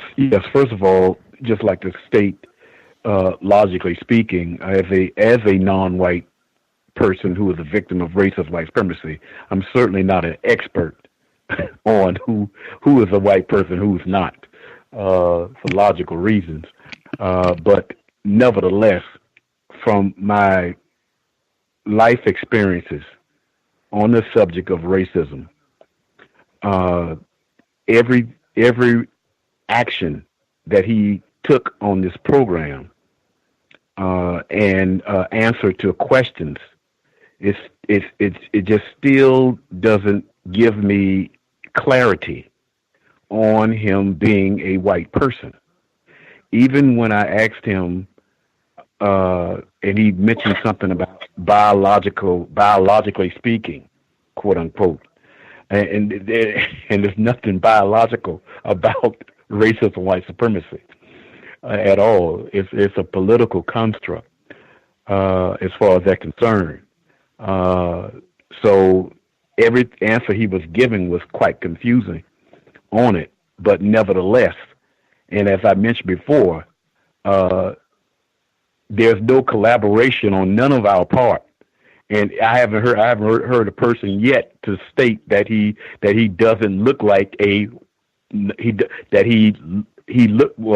this way, I have heard not one non-white person yet on this program state that he is a white person, that he looks like, I put it this way, the quote unquote thing is that everybody is saying he looks like a non-white person, period. Still, that doesn't make him one, because we're all the victims of racist white supremacy. But just that's the hardest thing to overcome. It had to be a bigger forum with other white people, in my opinion, that would make that determination, that would make me more make it more clarity on whether or not he's a white person. It has to be a pack of white people to be able to tell me that. Also, white people are quite clever when it comes to the global system of racist white supremacy, and someone that looks like him, I don't think they would mind him being around them, especially when they're doing some of the atrocious, trifling things that they have and will do to non-white black people. And as long as he participates in it, I don't think they would mind. There was an incident that took place down here with the fire department, City of Miami Fire Department. I think you may have still been on the air then when that took place, whereas one of the people who got fired in that case where the black male was mistreated, it was obviously a non-white black male that was a part of that crew who mistreated this black male that got fired. So it's not impossible that he can't be accepted as he can't be accepted, within that group as a non-white person. That's all I have to say to that. Thank you. Appreciate that. I do remember that incident that happened in Florida where they had some a non-white person was participating in this white supremacy campaign that they had against another black male on the fire department, and there have been a lot of different instances like that where race soldiers they can part of the people who murdered Emmett Till. Oh yeah, who participated in the murder of Emmett Till were non-white black males. Yep. So it's not unusual. Mr. Beauchamp talked about that as well. Absolutely. Did we miss anybody? Anybody else have commentary that they wanted to make sure they got in on Mr. Shrewsberry? Anybody else who got a hand up that we missed out? Oh, I heard someone. Oh, hi. Yes, hi. This is a black female caller from New York. I was trying to get in a question, but I guess, you didn't see my hand in the queue because I had to go away for a while. I know you were asking for me. I heard that, so I came back. But anyway, I wanted to ask him a question about the this quote-unquote school-to-prison pipeline. And I remember prior to the hiatus, some of us were discussing how when we were coming up, there were no police officers in the schools. And I wanted to ask him about the training that they received and what is it so different about schools now and the curriculum now and the makeup of schools now with regard to the amount of non-white students compared to the amount of white teachers, particularly female teachers, that warrant police officers in the schools. So I wanted to see what his answer was. And I think, not to criticize anything, but I think that buckets and buckets of words could have been like way earlier in his little dissertations that he was given. And I also wanted to just kind of like go off subject for a moment. If Raj is listening, I just wanted to thank him for giving us that information on colloidal silver. I had a horrible dental issue, and had it not been for that colloidal silver, I don't know why that came to my mind, other than like rinsing with salt water and things of that nature, and whatever else remedies we use in Advil. I went and I got some of that colloidal silver, and my gums healed up like so quickly, and I could still actually feel them healing. My swelling went down. I mean, that stuff is amazing. I went to Whole Foods and got some top shelf stuff, and I'm very thankful for it, and I take it every day. I noticed even a difference, like in my nails and things like that. So that colloidal silver, that'll do you. So I just wanted to thank him for that, and that's all I had. Thank you, Gus. Hey Gus, can I speak to the sister or the black female briefly? Yes, sir. And to the listeners too. I would suggest if anyone really wants to know, because the things that colloidal silver is good for, it's also good for rebuilding bones, and teeth, and helping the healing of that. But it's there's a website called the silveredge.com. They actually sell machines that you can make your own colloidal silver there, but I got mine cheaper on Amazon. but on that site has the most comprehensive information about colloidal silver. And it will blow your mind, the illnesses that people have cured. I actually cured an earache this past summer using colloidal silver, just three drops in my ear for 2 days, and did not have to go to the doctor, did not have to get antibiotics, none of that. It just killed it in 2 days' time. If it was not a bad one, it would have cured it in 24 hours. So I would just say go to that site, thesilveredge.com. It has the most up-to-date, comprehensive information about colloidal silver and the myriad of illnesses, cancers, and diseases like MS and lupus that it cures or literally provides relief on a level that is unprecedented. I just wanted to just throw that out to everyone, and I'm glad that you're getting relief. I know that Gus said that he also experienced that for himself. We saw it with my father-in-law when he was at the time he had bed sores before we lost him this past summer and last year. So I would just say that is something that Black people everywhere should make sure that they have. Even if there's an emergency, I carry it with me everywhere. They sell like 10,000 part per million cream that you can use for any skin ailments or cuts or anything like that. So I would just say it's something that Black people, in order to avoid going to the hospital to be terrorized and for them to practice medical apartheid on you, it is something that will be essential. If the economy collapses and there's some crazy situation that takes place and you're isolated, you want to have that in arm's reach to help you with a myriad of illnesses and potential diseases. Thank you, and I'll mute my line. Appreciate that, Roz. Got my colloidal silver. Had that this past summer when I had my wisdom teeth extractions. Was very helpful for me. I think we were talking about it on the program with that whole ugly situation. But yeah, I think quite a few listeners benefited from that. Grand to hear. Caller in New York. Glad to hear it helped with your issues. Anybody else who has picked up some has worked well. Definitely. Did we miss anybody? Anybody else who had a hand up? I thought I may have heard at least one other person who had a hand up. Did they have commentary they wanted to make sure they got in?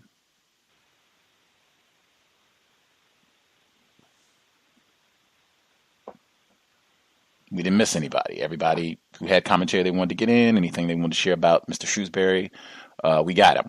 We didn't miss anyone.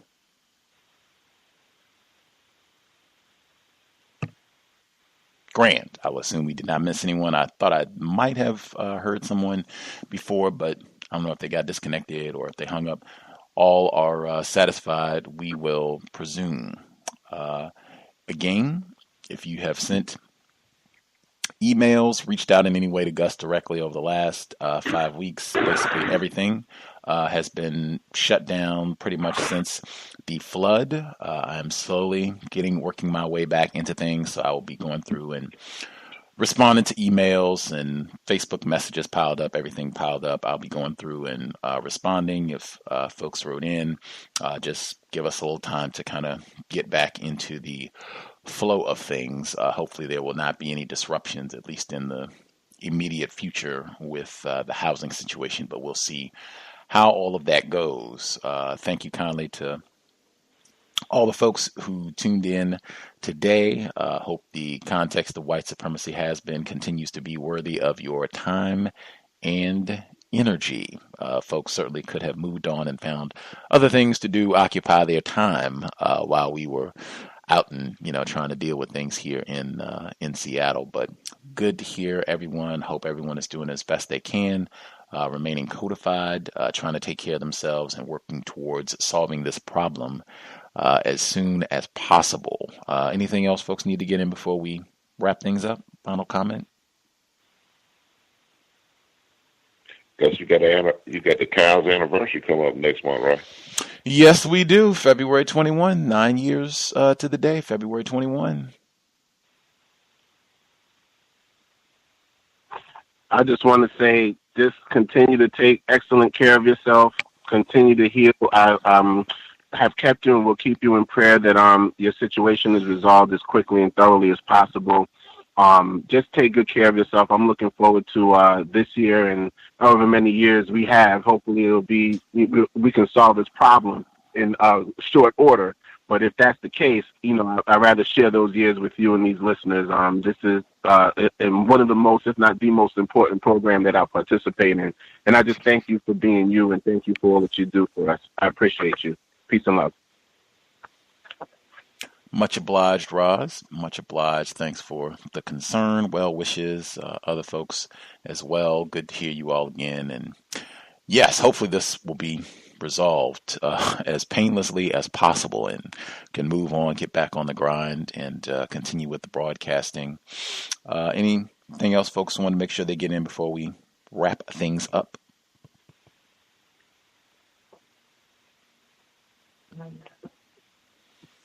I thought I heard a female caller, female voice. It was kind of low. Speak up if you were speaking.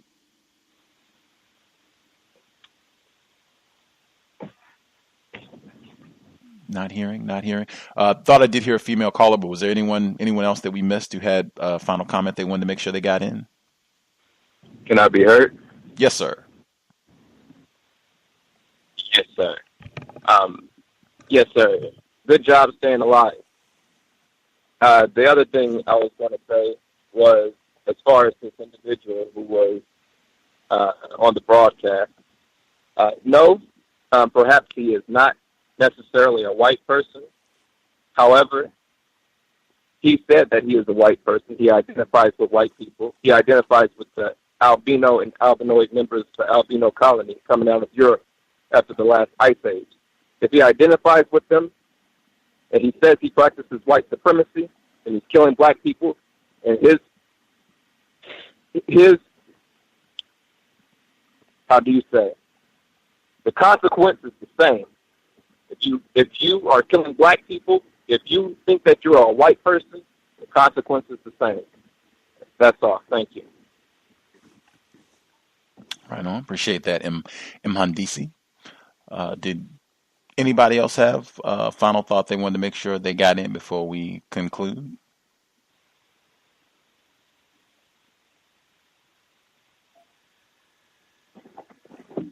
I'll assume folks are satisfied. Didn't hear anything else. We should be back on beginning next week a little more regularly, so you'll have an opportunity to share your thoughts if you got left out today.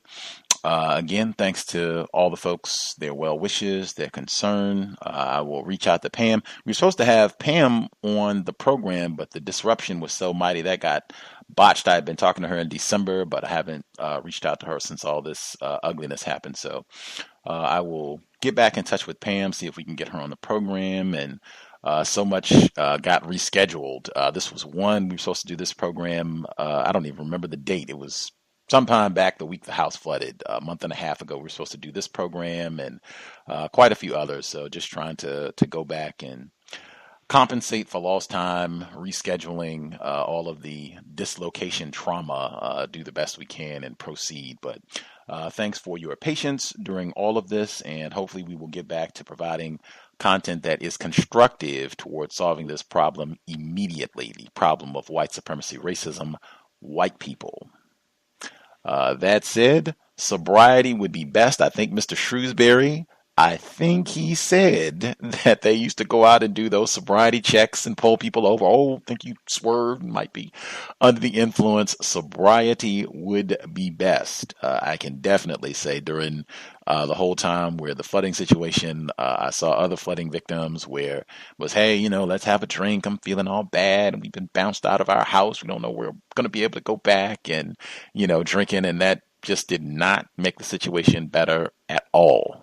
In fact, in some instances, that created new problems. And that is precisely what racist man, racist woman they have designed. We talked about having a yoga studio on every corner or alcohol on every corner. That's exactly what they want. Us not taking care of ourselves, us doing things that are going to break us down so that we can be more easily dominated. Black self-respect should translate into making self-care a major part of your regimen on a regular basis. As I said, if things are getting stressful, if things are getting tough, sometimes you just have to focus on the smallest possible things. Getting adequate rest. I'm going to brush my teeth twice. I'm going to make sure that I'm doing vegetables. I'm not going to eat every cookie that gets brought in my direction. Just little things that can have a huge impact on your health and well-being in the system of white supremacy, where war is being waged against us constantly to undermine our health and well-being.